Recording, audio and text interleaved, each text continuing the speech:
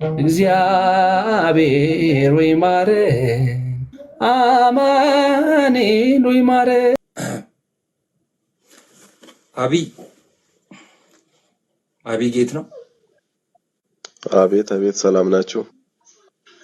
እግዚአብሔር ይመስገን። እንዴት ነህ? እግዚአብሔር ይመስገን አለ። ከየት ቤተ እምነት ነህ? ከፕሮቴስታንት። ጎበዝ። ከየትኛው ዲኖሚኔሽን ያለ ግቡ እያላችሁ ነው?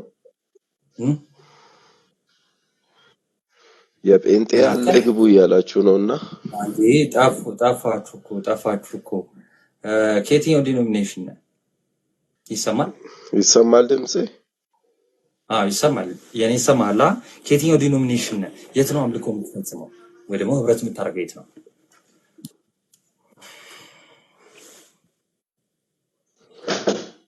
ወንጌል አማኝ ነኝ። ወንጌል አማኝ የት ማወቅ ይቻላል?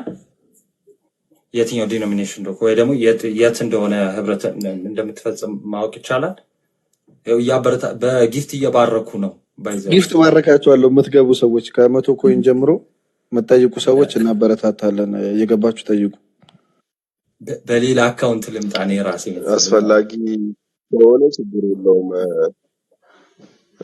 ወንጌል አማኝ ካልኩል ግን የወንጌል አማኝ ማን እንደሆኑ የታወቀ ነውና ያላችሁን ጥያቄ እኔም ልመልስ ብዬ ነው የገባሁት። ችግር አሁን ረጅም እንትን እንዳንል ርዕሱ እንትን እንዳይል ጥያቄ እናቅርብ። የመጀመሪያው ነገር ለምንድን ነው ኦርቶዶክስ ማትሆነው ነው? መጀመሪያ ግን ይቅርታና ከልጅነት ጀምሮ ነው ፕሮቴስታንት የነበርከው ማለት? አዎ ከቤተሰብና እኔ ራሴን እስከማውቀው ድረስ ከልጅነት ወንጌል አማኝ ነኝ። በጣም እንደዛ ከሆነ ለምንድን ነው ኦርቶዶክስ ማትሆነው? ኦርቶዶክስ ማልሆንበት አንደኛና ዋነኛው ምክንያት መጽሐፍ ቅዱስ ሲናገር የበጎች በር እኔ ነኝ አለ። ማንም በበር የማይገባ በሌላ መንገድ ሊገባ የወደደ እሱ ሌባ ነው ይላልና በእናንተ ቤተ እምነት ደግሞ በእናንተ መምህራን እንደሰማ ነው ደግሞ አሁን ትምህርታችሁን የኃጢአት ስልቱ ሲበዛ የጽድቅ መንገድ በዛ ይላል። ብዙ መንገድ እያለ አርጋ የምታስተምር ቤተ እምነት ደግሞ ከወንጌል ስለሚቃረን መሆን አልችልም ነው። አንደኛው እሱ ነው ምክንያቴ። አንድ መንገድ አለ ብዬ በአጭሩ ምንድነው ኦርቶዶክስ የማትሆንበት ምክንያት ምንድነው? ቤተክርስቲያኗ ኦርቶዶክስ ቤተክርስቲያን እንግዲህ አንተ ያልከው ነው። ኦርቶዶክስ ቤተክርስቲያን የተለያየ አይነት መንገድ አላት ነው ወደ ዘላለም ሕይወት የሚያስገባ። አዎ ከወንጌል ተቃራኒ የሆነ መንገዶች ስላሏት እኔ ደግሞ መጽሐፍ የሚያስተምረኝ ሕይወት መንገድ አንድ ብቻ እንደሆነ አንድ አቋሜን ላስረዳ። ሕይወት መንገድ አንድ ብቻ ስለሆነ ከዛ በተፈቀደልኝ እንዲገባበት በተፈቀደበት መንገድ ካልገባው ሌባ ስለሚባል ሌባውኝ ደግሞ መንግስተ ሰማያት መግባት ስለማልችል አንድ በር ነው። እሱን ደግሞ የእግዚአብሔር ልጅ የዓለምን ኃጢአት የሚያስወግድ የተባለው ክርስቶስ ነው።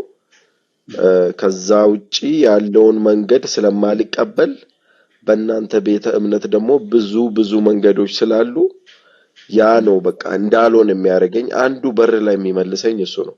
ለመግባት በር አይደለም የሚያስፈልገው። በየት ልግባ? እወዛገባለሁ። ብዙ በሮች ስለሚጠብቁኝ እወዛገባለሁ ለመግባት። እሺ ሌላስ ምክንያት አለ? ሁለተኛ ምክንያት አንድ ላይ ጠቅለል ላደርግልህ ስለሆነ ማለት ነው። እሺ ሌላ ምክንያት አለ ኦርቶዶክስ ማትሆንበት? ዋናው ምክንያት ብዬ የምወስደው ያውኑ ነው እና ነገረ ድነት ላይም ያላችሁ ትምህርት ከመጽሐፍ ቅዱስ ተቃራኒ ስለሆነ ለምሳሌ ያንንም ደግሞ የትኛው ነው ከመጽሐፍ ቅዱስ ተቃራኒ ሆነው? ነገረ ድነት ላይ እናንተ እንደምታስተምሩ ስለማይናገር መጽሐፍ ቅዱስ ምን ለዛ ነው ማልሆነው ነው። የትኛው? ለምሳሌ እኛ ምንድነው የምናስተምረው? መጽሐፍ ቅዱስ ምንድነው የሚለው? አዎ እናንተ ምንድነው የምትሉት? ሰው ስለ አሁን ለመዳን ስለ ጽድቅ አይደለ? ጽድቅን የተገኘበት መንገድ ስታስተምሩ ሰው ሰርቶ የሆነ ነገር በራሱ እግዚአብሔር ባዘጋጀው ሰርጉ በጉ ክርስቶስ ትቶ በራሱ ስራ በራሱ ልፋት መጽደቅ እንደሚቻል ያ ደግሞ ቀን በቀን ሰው መልካም ስራ መስራት ስለማይችል መጽደቅ ስለማይችል በዛ ምክንያት ማንም እንዳይመካ ከራሱ አይደለም ስለሚል መጽሐፍ ቅዱስ እናንተ ሰው በስራ ይጸድቃል ብላችሁ ነው የምታስተምሩት ነገር ድነት ላይ። እኛ ደግሞ ሰው አምኖ እንደሚጸድቅ መጽሐፍ ቅዱስ ስለሚናገር አመነ ጽድቅ መሆኑ ተቆጠረለት ስለሚል ያ ደግሞ አምኖ የጸደቀ ሰው እንደ እግዚአብሔር ፍቃድና ባገኘው ድነት በጽድቅ መላለሳል እንጂ መጀመሪያውኑ ሰርቶ እግዚአብሔርን አስደስቶ አይደለም የጸደቀው ብለን ነው መጽሐፍም እኛ ምናምነው። ጥሩ በቃ አሁን ሁለቱን ሐሳብህን ይዤዋለሁ ጽፌዋለሁ ማለት ነው። አሁን የመጀመሪያው ነገር ምንድነው ያልከው? እንደው በእናንተ ቤት ከኢየሱስ ክርስቶስ ውጪ ህይወት የሆነ መግቢያ በር የሆነ አለ እና እዛ ጋር እናንተ ጋር ስደርስ እንደው ብዙ በር ይሆንብኛል ነው የመጀመሪያው ጥያቄ ማለት ነው። አሁን እኔ አንተ ልጠይቅህ፣ እስቲ ቤተክርስቲያኒቷ ከኢየሱስ ክርስቶስ ውጪ ሌላ በር ብላ ያስተማረችበትን አሳይ። ምን ላይ ነው? አዎ ብዙ በሮች አሉ። አሁን ለምሳሌ የጌታ እናት አንደኛ የጌታ እናት የዓለም ቤዛ ናት ብላችሁ ታስተምራላችሁ። እሱንም አይተናል በቅርብ። የዓለም ቤዛ መባሏ ምናምን አይደለም። ቆይ እሱን ከፈለክ ሌላ ጥያቄ ሊሆን ይችላል። አሁን በአስተምህሮ ምን አልከን? እንግዲህ ቤተክርስቲያኑ አሁን ትልቅ ክስ ነው ባይዘው የከሰስከው። አሁን አብይ በትህትና ስናወራ ምንድነው ትልቅ ክስ ነው የከሰስከው ቤተክርስቲያኒቷን። ምን አልክ? ሌላ በር አለ ከኢየሱስ ክርስቶስ ውጪ አልክ። እስቲ ማስረጃ ስጠኝ። ቤተክርስቲያኗ ሌላ በር አለ። እንደው አሁን ጋይስ በሮች አንዴ ቆይ አብይ በሮች እሺ ሰማው ካረለ ቆይ አንዴ አሁን መረጃውን ብቻ አንተ አዘጋጅልኝ። ግን እታች ላላችሁ አንድ ነገር ላሳስባችሁ ማለት ነው። አሁን ይሄ ወንድማችን ከልጅነቱ ጀምሮ ፕሮቴስታንት የሆነ ነውና ወደኛ ቤተክርስቲያን ሲመጣ የሚጠየቀውን አስቡ። እሺ ለክርስቲያኖች ነው ይሄን ጥያቄ። ወደኛ ቤተክርስቲያን መጨመር ቢፈልግ ይሄ ልጅ የሚጠየቀውን ጥያቄ ማድረግ ያለበትን ነገር ብቻ እናንተ አስቡት። እሺ አሁን አንተ ጥያቄ ልድገምልህ። ቤተክርስቲያኒቷ ከኢየሱስ ክርስቶስ ውጪ በር አለ እንትና በር ነው ብላ ያስተማረችበት እንዲያው በአውደ ምሕረት ላይ አባ ገብረ ኪዳን ይሁኑ እንደዛ ቢጫ ለባሹ አባት የሚያስተምሩ የለም? አባ ገብረ ኪዳን ይሄ ቃል በቃል እንዲህ ነው ያሉት። የኃጢአት ሰይጣን የኃጢአትን ስልቱን ሲያበዛ እግዚአብሔር ደግሞ ስልት መንገዱን ሲያበዛ እግዚአብሔር ደግሞ የጽድቅ መንገድ ያበዛልን። በአርሴማ አድርገን አንድ መንገድ አሉ፣ በድንግል ማርያም አድርገን፣ በመላእክት አድርገን፣ በቅዱሳን አድርገን ብሎ ብዙ በሮችን እግዚአብሔር ያዘጋጀውን በእናንተ ትምህርት ተናገሩ። ይሄም በመድረክ ላይ ያስተማሩ ማናችሁም ሰምታችኋል፣ ቪዲዮም ይኖራችኋል። እሺ ስለዚህ ማስረጃ ምንድነው? ቤተክርስቲያን አንድ መምህር ወይም ደግሞ አሁን ምን አሉ ምናምን እናሳያለን፣ ችግር የለውም። ከምን አንጻር እንደዛ ተናገሩ ወይ ምናምን የሚለውን በትክክል እናያለን። አሁን እኔ ጥያቄ ቤተክርስቲያኗ ባይዜ በሰው አትወከልም፣ ባይዜ በአንድ ሰው አትወከልም ቤተክርስቲያኗ ማለት ነው። ለምሳሌ እኔ ወጥቼ እዚህ ጋር የሆነ ነገር የስተስ ነገር ብናገር ቤተክርስቲያኗን አልወክልም። ኦኬ ቤተክርስቲያን የኛ ቤተክርስቲያን ጉባኤያዊት ናት፣ በጉባኤ ነው የምትወከለው። ኦኬ በጉባኤ ነው እምነቷን የምትገልጠው። እስቲ የቤተክርስቲያኗን አስተምሮ አሳየኝ። ለምሳሌ አንተ ስትመጣ አባ ገብረ ኪዳን ጋር አይደለም የምትሄደው፣ ወይም ደግሞ እሳቸው ሌላ በር ሆነው ወይም እንደዛ ነገር አይደለም አይደል? ግለሰብ ሳይሆን ቤተክርስቲያኗ አሁን ጥያቄው ምንድን ነበር የጠየቀነ? የቤተክርስቲያኗ ትምህርት አይደለም ይሄ?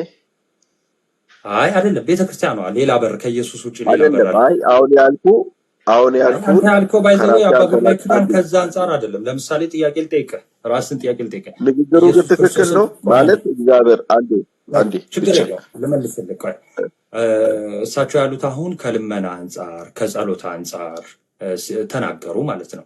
ኦኬ በር አይደለም ያሉት። እሺ ልብ በሉ። አሁን የኢየሱስን በርነት መግቢያነት ቆይ አንዴ ይሄን ነገር የተናገሩት ለፕሮቴስታንት ነው? ጥያቄ ልጠይቅህ። አባ ገብረ ኪዳን ይሄን ትምህርት ያስተማሩት ለማን ነው? እንግዲህ አንድ ነገር እንዴት መሰለ በሚዲያ ከወጣ አይ በሚዲያ አሁን ማን አየው አላልኩም። ቆይ አንዴ አባ ገብረ ኪዳን ይሄን ትምህርት ይሄን ትምህርት ያስተማሩት ለክርስቲያኖች ነው አይደለም? ለኦርቶዶክሶች ናቸው። ለምሳሌ መጽሐፍ ቅዱስ እናንተ ግን የያዛችሁትን ትምህርት በቃልም ይሁን በትውፊት የተማራችሁትን ትምህርት ይዛችሁ ጸንታችሁ ቆዩ ይላል። ይዛችሁ ጸንታችሁ ቆዩ የተባሉት ክርስቲያኖች ናቸው አይደሉም?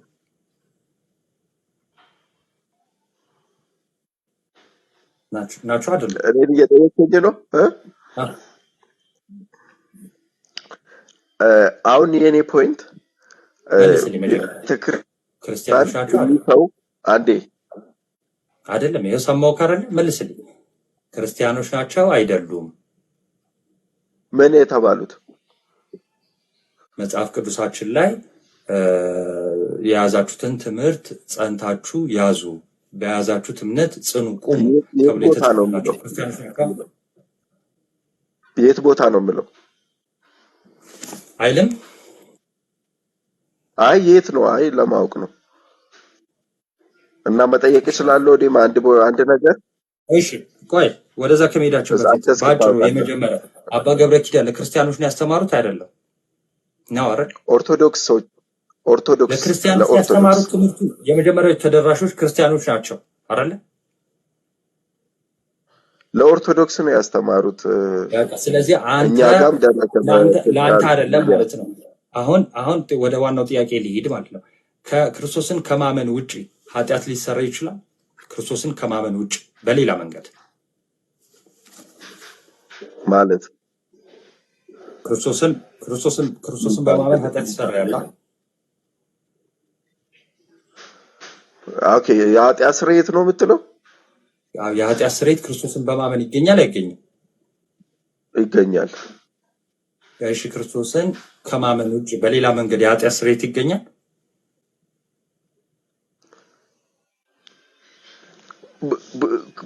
ከክርስቶስ ውጪ የኃጢአት ስርየት የለም። በአዲስ ኪዳን ከክርስቶስ ውጪ አላልኩም። በሌላ መንገድ በእምነት ሳይሆን በሌላ መንገድ የኃጢአት ስርየት ይገኛል? ከክርስቶስ ውጪ አይሆንማ። ከክርስቶስ ውጪ ማን አለ? ይሰማሃል? ምንድን የጠየቅኩ? ከክርስቶስ ውጪ ሳይሆን ያልኩ ከእምነቱ ውጪ በክርስቶስ ማመን የኃጢአት ስርየት ይሰጣል አይደለ? ማመን ማለት ነው። ከማመን ውጪ ደግሞ ሌላ የኃጢአት ስርየት ማመን በክርስቶስ ከሆነ አንተ እያልክ ያለው ከክርስቶስ ውጪ ማለት ነው። ማመን በክርስቶስ ውጪ አላልኩም። አንተ እያልክ ያለው አትፍራ ለመናገር ቃሉ። እሺ ቀለል አድርግልህ። ወደ በሌላ ልጠይቅህ። ኃጢአት በምን ስርየት ልናገኝ እንችላለን? በምን መንገዶች ይቅር ልንባል እንችላለን? አንደኛው በማመን ነው። ይሄው ነገርኩ። ሌላስ በምን በኩል ይቅር ልንባል እንችላለን? በእምነት ነው። በእምነት አልኩ እኔ ነገርኩ። ሌላስ በምን? በእምነት ብቻ ነው። በሌላ በምን መንገድ ይቅር ልንባል አንችልም። በእምነት ብቻ ነው ማለት ነው። በእምነት ብቻ ነው። ከእምነት በኋላ የሚመጡ ነገሮች ሊኖሩ ይችላሉ። ግን ዋናው ከእግዚአብሔር ከእምነት በኋላ ያሉ ልምምዶች አሉ። ግን ፖይንታችን መጽሐፍ የሚናገረው መጀመሪያ ከእግዚአብሔር ጋር ለመጣለት አንዴ ላስረዳ። ከእምነት በኋላ በምን ይቅር ልንባል እንችላለን? በምን መንገድ ስርየት ልናገኝ እንችላለን? አንዴ ላስረዳ። አረ ይጠይቁኝ መልስልኝ ወንድሜ። ይቅርታ ለቻርጅ ግማሽ እንዳይሆንብኝ ብዬ ነው። ግማሽ እንዳይሆንብኝ ምን መሰለህ? ግማሽ እንዳይሆንብኝ ሐሳቤ እንዳይጠለጠልብኝ ምንድነው መሰለህ? ሰው መጀመሪያ ከእግዚአብሔር ጋር መታረቅ የሚችለው በክርስቶስ ነው። የታረቀ ከንድ ስታረቅ ደግሞ የጠየኩን መልስልኝ። መጀመሪያ እመልስልሃለሁ፣ ወደዛ ልመጣለሁ። ዝገት እንዳይሆን ከእምነት ውጪ ሌላ ስርየት ልናገኝበት የምንችለው መንገድ አለ? መንገድ ነው ያልኩ። ይቅር የምንባለው መንገድ ንስሐስ? የለም። በንስሐ ይቅር አንባልም? ንስሐ ውስጥ እምነት የለም። ሳታምን ነው ንስሐ የምትገባው። እምነት የለም ማን አለህ? በእናትህ ምን ሆነህ ነው? በእናትህ እምነት የለም። ከእምነት ውጪ አትበላ። ንስሐ እኮ ይቅር እንደምትባለው። ንስሐ ምንድን ነው? ንስሐ ምንድን ነው? ይቅር ባይ ስላለ ይቅር እንደምልህ አምነህ ነው ንስሐ የምትገባው። ኃጢአትን መናዘዝ ማለት ነው። ለማን? ይቅር ለምልህ አካል። ይቅር ለምልህ አካል። አሁን ቆይ እሺ፣ በንስሐ የኃጢአት ስርየት አለ የለም? አምነህ ንስሐ ከገባ አለ። እሺ አምነህ ስሙት። አሁን አምነህ ንስሐ ከገባ ይቅር ልትባል ትችላለህ። እሺ በጻድቅ ሰው ጸሎትስ ይቅር ወይም ደግሞ ለምሳሌ በቤተ ክርስቲያን ሽማግሌዎች ጸሎት ቢያደርጉ ይቅር ልባል ይችላል? ኃጢአቴ ሊሰራ ይችላል? እንደው በጸሎት ማለት ነው። በጸሎት ኃጢአት ስርየት እኮ በክርስቶስ ነው። በክርስቶስ እኮ ነው የኃጢአት ስርየት። እኔ አይደለም። እሺ ቆይ አንዴ አዳምጠኝ። የጠየኩ ጥያቄ ምንድን ነው መሰለ? ለምሳሌ ኦኬ ከክርስቶስ ውጭ አለ እያልን አይደለም። እሺ ምንድነው ጥያቄን ቀለል ለማድረግ ለምሳሌ የቤተ ክርስቲያን እንደው ጻድቃንም ሊሆኑ ይችላሉ፣ ሽማግሌዎችም ሊሆኑ ይችላሉ። ጸሎት ቢያደርጉልኝ ኃጢአቴ ይቅር ሊባል ይችላል? የኃጢአት ስርየት ላገኝ ይችላል? ጽድቅ እንዴት ነው የሚገኘው? ማለት ጻድቃን ስትል አንተ አሁን ጸድቃል ብጠይቅህ ለምንድን ነው የምትጠይቀኝ? የጠየኩ መልስልኝ እንጂ በጸሎት ኃጢአቴ ይቅር ሊባል ይችላል? ጻድቃን ካልክ እኔ አይደለሁም። እሺ በኋላ መልስልሃለሁ። እኔ አሁን የጠየኩ ጥያቄ ነው ወንድም ምንድን ነው በጸሎት ይቅር ልባል እችላለሁ ወይ? እኔ አዎ እንዲህ ይላል፣ እርስ በራሳችሁ ኃጢአታችሁን ብትናዘዙ። አንዴ ልመልስልህ፣ ጥያቄን እየመለስኩልህ ነው። እርስ በራሳችሁ ኃጢአታችሁን ብትናዘዙ ኃጢአታችሁን ይቅር ይላችኋል እግዚአብሔር እንደሚል ቃል አለ። አዎ እኔ ኑዛዜ ስለ ኑዛዜ አላወራውክም። ይኸውልህ በትዕግስት የምናወራህ ማለት ነው እንድትማር ስለሆነ የተነሳውን ነገር እንድታውቀው ስለፈለግኩ ነው። የጠየኩ ጥያቄ ሰው ሌላ ሰው ከኔ ውጭ ሌላ ሰው ለኔ ጸሎት ቢያደርግ ከኔ በረታ ሰውም ሊሆን ይችላል። ኦኬ የቤተክርስቲያን ሽማግሌም ሊሆን ይችላል። ለኔ ጸሎት ቢያደርግ ኃጢአቴ ይቅር ሊባል ይችላል? የኃጢአት ስርየት ላገኝ ይችላል? ሙሉ በሙሉ ትችላለህ ማለት አልችልም። ለምን አንተ በቃ ልመልስልህ። የያዕቆብ መልእክት ምዕራፍ 5:15 ላይ ምን ይላል መሰለ? የእምነት ጸሎት በእምነት የሚደረግ ጸሎት ድውዩን ያድናል ጌታም ያስነሳዋል ካለ በኋላ ኃጢአትንም ሰርቶ ከሆነ ይሰረይለታል አለ። ማን አምኖ ጸልዮ? የእምነት ጸሎት ይላል። ስለ እምነት ነው የሚያወራው። ማን ጸልዮልህ ነው? አንተ ጸልየህ ነው? ላንብልህ ቆይ ድጋሜ አንተ ጸልየህ ነው አላለ? ከላይ ጀምረህ አይደለም ፕሮቴስታንቶች ሳታምን ነው ከሳታምን ነው ሰንበዲ አንተ ያላመንክበትን ያልገባበትን ማን አለ የሚያስገኝልን ማን አለ? እኔ ምን አልኩ? አንድ ሰው ጸሎት ቢጸልይልኝ ኃጢአት ስርየት ታገኛለህ ወይ አልኩ። አሁን ምን አልክ? ራሱ ነው የሚጸልየው አልክ። ቆይ አንዴ ራሱ እንዳልሆነ ላሳየህ። ቁጥር 14 ላይ እንዲህ ይላል፣ ከእናንተ የታመመ ማንም ቢኖር የቤተ ክርስቲያን ሽማግሌዎች ወደ እርሱ ይጥራ፣ በጌታም ስም እርሱን ዘይት ቀብተው ይጸልዩለት ይላል። የሚጸልዩለት ማን ነው? ሼር አድርጉት እሺ ሽማግሌዎች። ይቅርታ አንዴ በጣም ላስቸግራችሁ 900 ሰው አላችሁና ሼር አድርጉ እሺ። በጣም እሺ። ስለዚህ ማን ነው የሚጸልይለት? የቤተ ክርስቲያን ሽማግሌዎች። ስለዚህ የቤተ ክርስቲያን ሽማግሌዎች ሲጸልዩ የእምነት ጸሎት ኃጢአት ያስተስረያል፣ ኃጢአቱ ይቅር ይባልለታል አለ። ትቀበለዋለህ? ይቀበለዋለሁ። ስለዚህ አባ ገብረ ኪዳን ያስተማሩት ያንን ነው። የቅዱሳን ጸሎት ከኃጢአት ስርየት ጋር አገናኝታ እንትን ያሉት ያንን ያግዘናል፣ ወደ ንስሐ ያመጣናል። ቤተክርስቲያኗ የምትለው ማስረጃ የለም። እሺ ወደ ሁለተኛው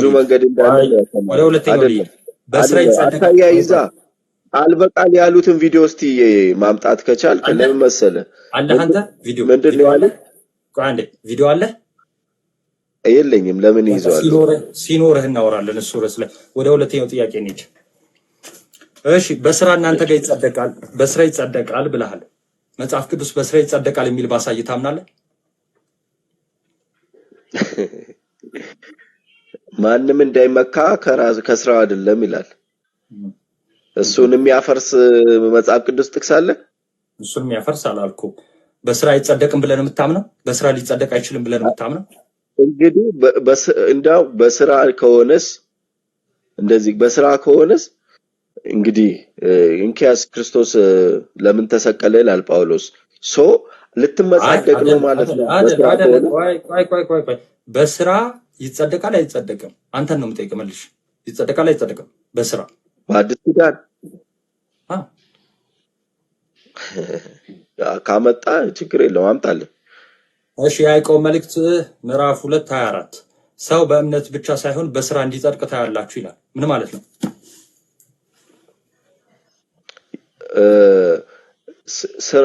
እምነት ያለ ስራ ሙት ነው ይላል። እኔ እምነት ያለ ስራ ሙት ነው አላልኩም። ይሄው በስራ ይጸደቃል ይላል። ትቀበለዋል? ሙሉ ከአንድ ጀምረህ ካነበብክ አየው እንዲህ ይላል። በስራ ይጸደቃል ይላል። ክፍሉ አይልም። አንዴ ላስረዳ። በስራ ይጸደቃል ይላል። እሱን ሀሳብ ላስረዳ። አይ ሀሳቡን አስረዳኝ አላልኩም። ይሄ የመጨረሻ እድል ልስጥ።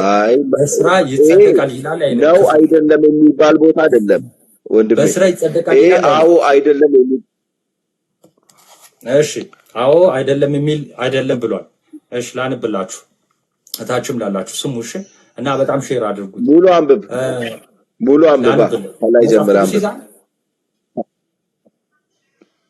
ከላይ ጀምር አንብባ እኮ መጽሐፍ ቅዱስ ይዛል አንተ ሐሳቡን አይደለም ሐሳቡን ምንድነው ያለው?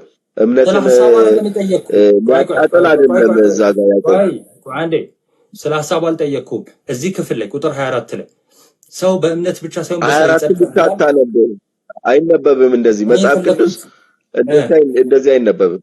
24 ብቻ አይነበብም። እሺ ለምሳሌ ከስራ የተለየ እምነት ሙት ነው ይላል። አያድንም እያለ ነው። አዎ አየህ፣ ለመዳን ምን ከስራ የተለየ ጎበዝ አሁን አመጣልኝ። ከስራ የተለየ እምነት ማለት ያመነ ሰው እንደፈለገ መኖር እንደማይችል ስገልጽ ነው። ያመነ ሰው ዝም ብሎ እንደፈለገ አይመላለስም ነው። ያ ማለት ደግሞ ሜቢ ድንጋይ ተሸክሞ ገዳም ሄዶ ድንጋይ ስር ተሾልኮ እንደዛ አይደለም ማለት የፈለገው። ከላይ ዛታች ሄደ ድንጋይ ስር ሹለክ አንተ ራስህ ከአባሂድ ሌላ ፕሮቴስታንቶች ላኩ ስንነጋገር በስርዓት ይሁን። እሺ በስርዓት እሺ። ይሄ ድንጋይ ምናምን ይሄ መታደል ነው። ባይዘው ገዳም መሄድ ማለት ባይዘው መታደል ነው። የት ታውቃላችሁ? ደብረ ዘይት ገስት ሃውስ ምናምን ከመሄድ ያለፈ የት ታውቃላችሁ? ደግሞ በስርዓት በቃ ንግግር ከሆነ መጽሐፍ ቅዱስ እየጠቀሳችሁ አስረዱ። እሺ አንድ ፕሮቴስታንት አንድ ቁጥር ጻፉ። አንዳንዴ እንዲህ ታይም ተሰጥቷችሁ ስታወሩ ምናምን እንትን ይሁን። እሺ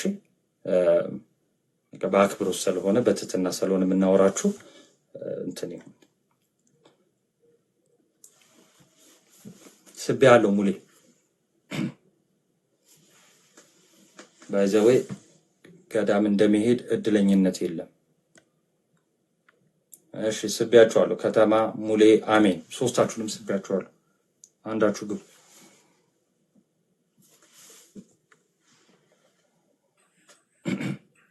እና ሶፍት መብላት ምናምን ነው እንትን የሚለው ከተማ ማን የገባው ቀድሞ አላውቅም። ብቻ ከተማ አለ።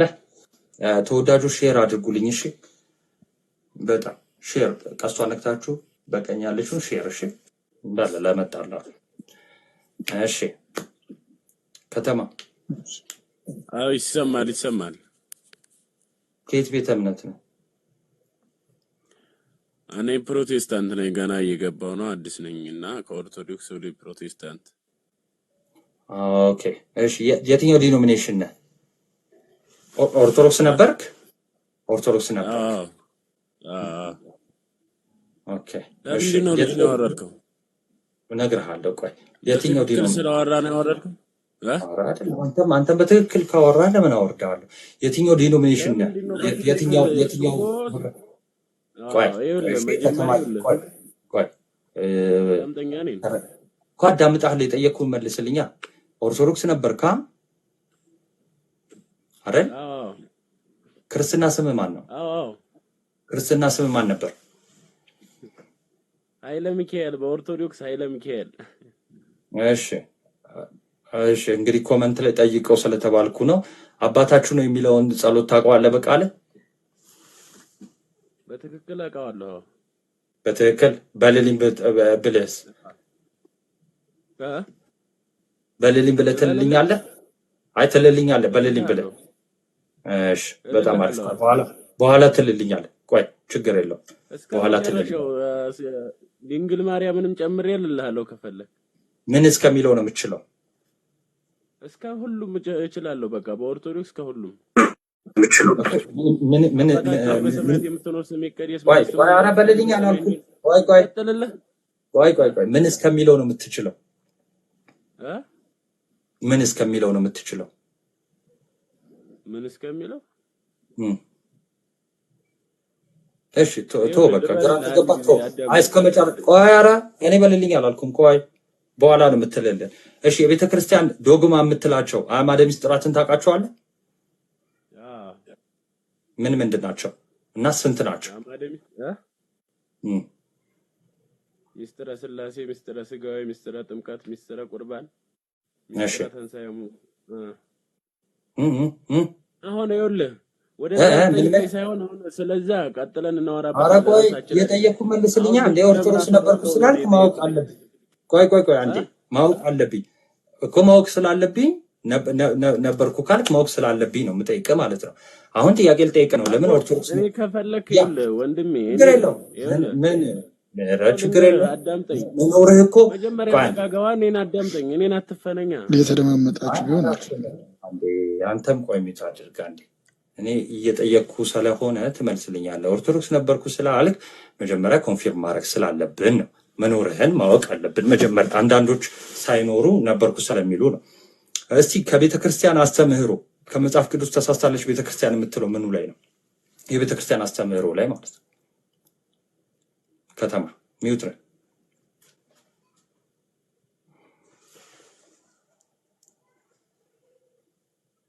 ለምሳሌ ከቤተ ክርስቲያን አስተምህሮ ምን ጠቅሳል? አምስቱን አዕማድ ጠቅሳል። ለምሳሌ ከነሱም ሊሆን ይችላል። ብቻ ይህ መጽሐፍ ቅዱሳዊ ነው ወይ ደግሞ ከመጽሐፍ ቅዱስ ውጭ ነው አስተምህሮ የምትለው ምን ላይ ነው?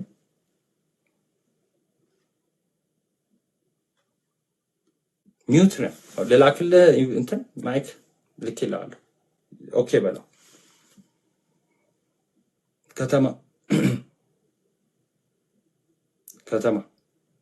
አቤት፣ አይሰማህም?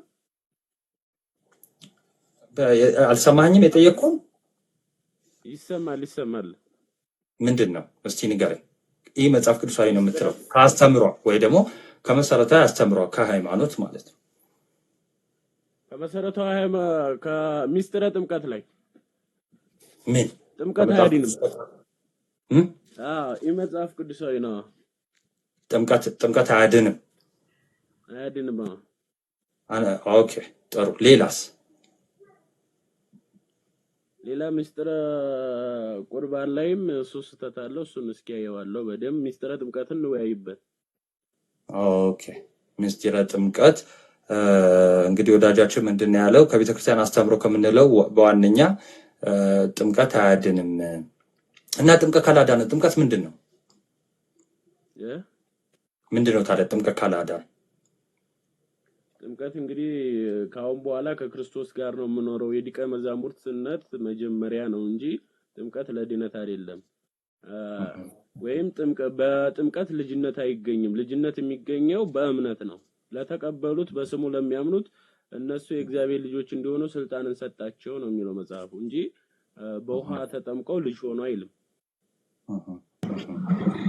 ወይም ደግሞ ጥምቀት ያድናል የሚል ርዕስ ካለ ስጠኝ እስኪ አብራራልኝ። ካለ ልመንልህ እስኪ ልከተል።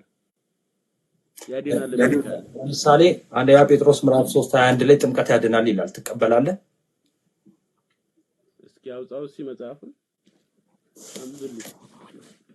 መጽሐፍ ቅዱስ እኮ ነው ስላልያዝኩ ነው ገና እየገባሁ ነው። ድምፁ ርቋል እና ከፍ አድርጎ በለውስ። እሺ አይሰማም? ይሰማ። ትንሽ እየጮክ በል። ናታኝ ምንም አለውኝና ረሳይ ችግር የለውም። እሺ ቀጣይ አንተ ጋር ሄዳለሁ። ላውጣለህ።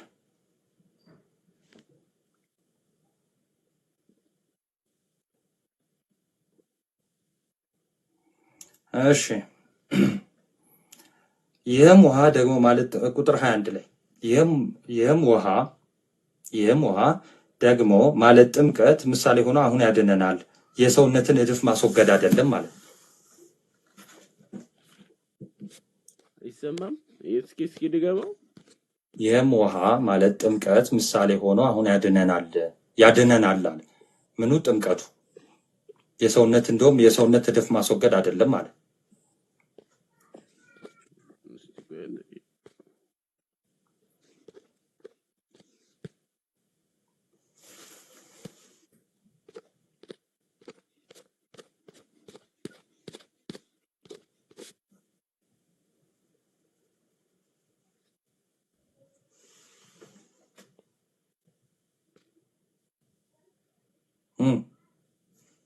አላመንከኝም?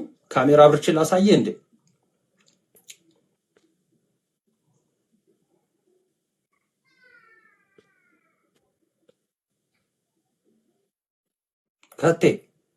ከቱ ኧረ ዝም ብለሃል። ኧረ እኔ ጋርም ዝም ብሏል። ደነገጥን እኮ አለ። እስከዛ ሊዳውራ ኧረ የእሱን ሰላም መሆንን መጀመሪያ እናረጋግጥ ብዬ ነው።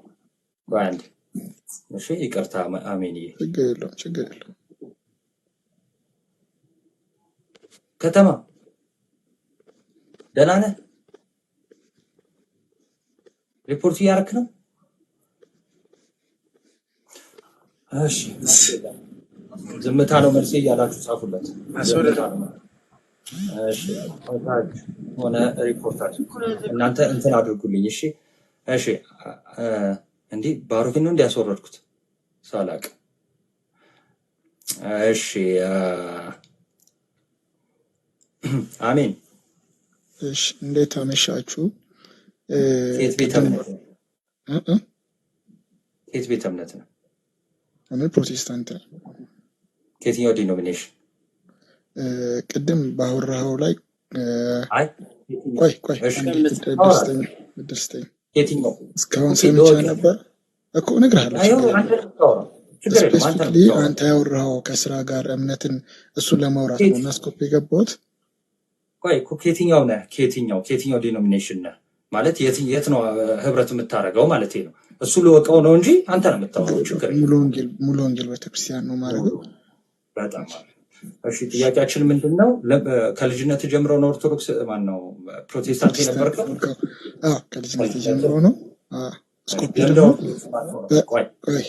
አንድ የገባሁበት ስኮፕ ይቅርታ ቆይ ታወራለህ። እሺ አንዴ ታወራለህ። አሜን ፕሊዝ። ጥያቄ ምንድነው? ለምንድን ነው ኦርቶዶክስ መሆን የማትችለው? ለምንድን ነው ኦርቶዶክስ የማትሆነው?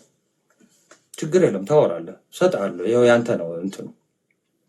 ኦኬ ኦርቶዶክስ የማልሆንበት ምክንያት አሁን የተረዳሁበት መረዳት አለና ይህ መረዳት የምቀየርበትን እውነት ከሰጠኸኝ እሆናለሁ፣ ካልሰጠኸኝ ግን አሁን አንተ ለምንድን ነው ፕሮቴስታንት ያልሆንከው ብለህ የገባህ እውነት አለ፣ ኦርቶዶክስ ጋር እውነት አለ ብለህ ስለምታምን ነው አይደለም? እሺ ሌላ እንትን ሰውንም ጋር አንድ ምክንያት አለኝ። እሺ እኔም ምክንያት አለኝ እኮ። አሁን በስኮፓችን የሚሆነው ቅድም ስለ በእምነትና በስራ ያልከው ነው ሀሳቤን ገዝቶት ወደ አንተ ጋር የመጣሁት እና እኛ የምናምነው አንድ ፕሮቴስታንቶች የምናምነው ለምንድን ነው በስራ አንድንም በእምነት ነው ብላችሁ የምታስተምሩት ወይም ይሄኛውን አስተምሮ እንዴት ነው የምትቀበሉት የሚለውን ክሊር ለማድረግ ነው እኔ አልጠየቅኩም።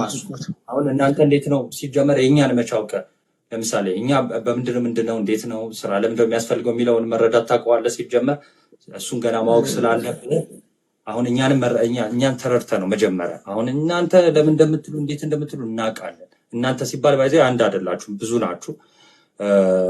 ኢተርናል ሴኪዩር ነው ሳልቬሽናችን ብሎ የሚያምኑ አሉ ከእናንተ መሀል። ግን አሁን እሱ ሳይሆን ርዕሳችን ምጠይቅህን መልስልኝ ከዛ አስታከ በዛውም ልትናገር ትችላለህ። ጥያቄው ምንድነው? ፕሮቴስታንት እንዴት ነው ስራ ሲል ምን አይደለም። ጥያቄው ለምን ኦርቶዶክስ አትሆንም? ኦርቶዶክስ የማትሆንበት ምክንያት ናታን ይቅርታ አድርግልኝና ከይቅርታ ጋር ላይክ አይ ሪስፔክት ዩ በጣም አከብርሃለሁ። ላይክ ለምን አሁን ኦርቶዶክስ አትሆንም ለምን አንተ ሙስሊም አትሆንም ብዬ አልጠይቅህም። የገባሁበትን ስኮፕ አይደንቲፋይ ያደረኩልህ ነው። የገባሁበትን ስኮፕ ቅድም አንተ እምነት ያለ ስራ ሙት ነው ስትል እኔ ጠይቀኝ ለምን ደው ጴንጤ ማትሆነው በል ኖ ወይ እኔ ሌላ ጥያቄ ልጠይቅህ አንተ አይ ለምን እኔ የምፈልገውን ጥያቄ ልጠይቅህ አንተ እሱን የፈለግከው ቆይ አንተ እሱን የፈለግከው እኔ ደግሞ ውስጥ ሌላ ጥያቄ ልጠይቅህ እኮ ከእርሱም ጠይቁ የገባሁበት የገባሁበት ስኮፕ እምነትና ስራ የሚለውን ብቻ ጀስቲፊኬሽን ለመስጠት ነው። ሌላ እሱ አልጠፋንም እኮ ቆይ አንዴ አሜን አሰልቺ እንዳይሆን እኛ እሱ አልጠፋንም። እሺ አሁን እምነት ስራ የያዕቆብ መልእክት እዛ ጋር ለምንድን ነው አንተ ፕሮቴስታንት ያልሆንከው? በጣም አሪፍ እግዚአብሔር ያክብር። ደስ ይበልሽ። ፕሮቴስታንት ያልሆንኩበትም የማልሆንበትም ምክንያት ሰው ሰራሽ እምነት ስለሆነ የክርስቶስ አይደለም። አስተምሮቱ የክርስቶስ አይደለም። ሰው ሰራሽ እምነት ስለሆነ አስተምሮቹን ለምሳሌ ልጠቅስልህ እችላለሁ። አንደኛው ጌታችን መድኃኒታችን ኢየሱስ ክርስቶስ ሰው የሚድነው አምኖ ሲጠመቅ ነው ብሎ የሰጠንን ታላቅ ምስጢረ ጥምቀት በሮሜ መልእክት ምዕራፍ 6 ቁጥር 1 ጀምሮ የተጻፈው ከክርስቶስ ጋር አንድ የምንሆንበትን ታላቅ ምስጢረ ጥምቀት በዮሐንስ ወንጌል ምዕራፍ 6 የተጻፈውን ታላቅ ምስጢር ስጋና ደሙን የካደ እምነት ስለሆነ ከመጽሐፍ ቅዱስ ውጪ ስለሆነ ሰው አልጨረስኩም። አጠር አድርጌ ነው የምነግርህ። ያው ብዙ ነው ብያለሁ እና አንደኛው የምነግርህ ማለት ነው።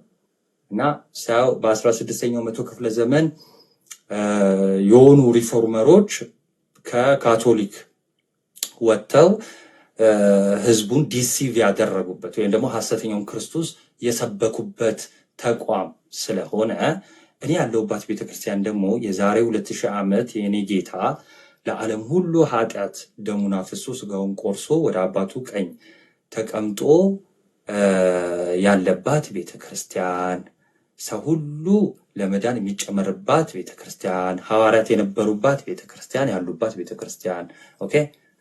እና ፕሮቴስታንቲዝም ከመምጣቱ በፊት ልብ በሉ ሰዎች፣ ፕሮቴስታንቲዝም ከመምጣቱ በፊት ከ16ኛው መቶ ክፍለ ዘመን በፊት የነበረች ቤተክርስቲያን በፊት ብቻ አይደለም እነ ቅዱስ ቄርሎስ እነ ቅዱስ አትናቴዎስ የተጨመሩባት ያሉባት ቤተክርስቲያን ናት።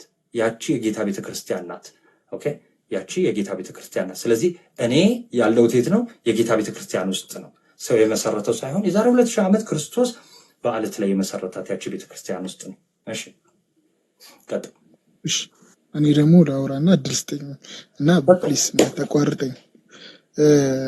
አየህ ሁሉም ሃይማኖተኞች ሁሉም እኔንም ጨምሮ የምናምነውን እምነት እንደዚህ ነው ጀስቲፊኬሽን የምንሰጠው ልክ ነው ብለን ነው የምናምነው። አሁን ለምሳሌ እኔ አንተን ሮንግሊ ከምትማረው ወይም ካስተማርከው ገድላት እንዲላሉ እንደዛ ነው አይደለም ያመንከው ልክ ነው እንዳንተ ማለት ነው። ነገር ግን መመዘኛው ማለት ነው እግዚአብሔር ቃል ነው። እግዚአብሔር ቃል ነው የሚመዝነንና ለምሳሌ እኔ አንተን ልጠይቅ ጄኒውንሊ ኢየሱስ ክርስቶስ ለምን ነው የተጠመቀው?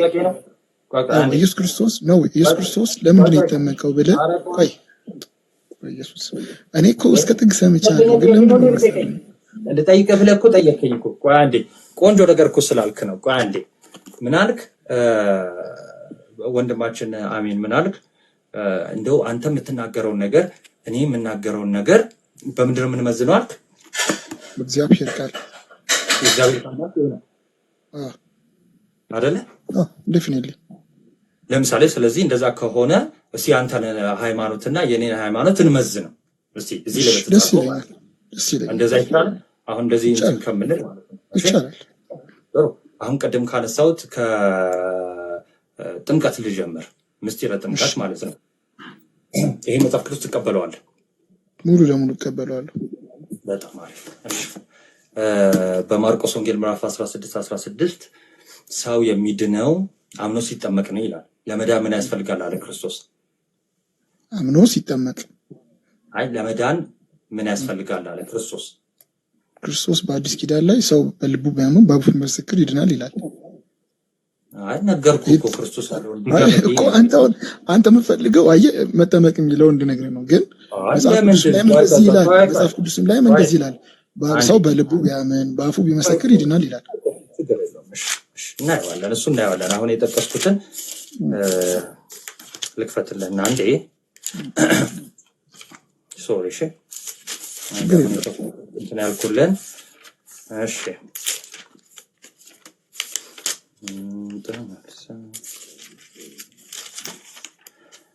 ማርቆስ ወንጌል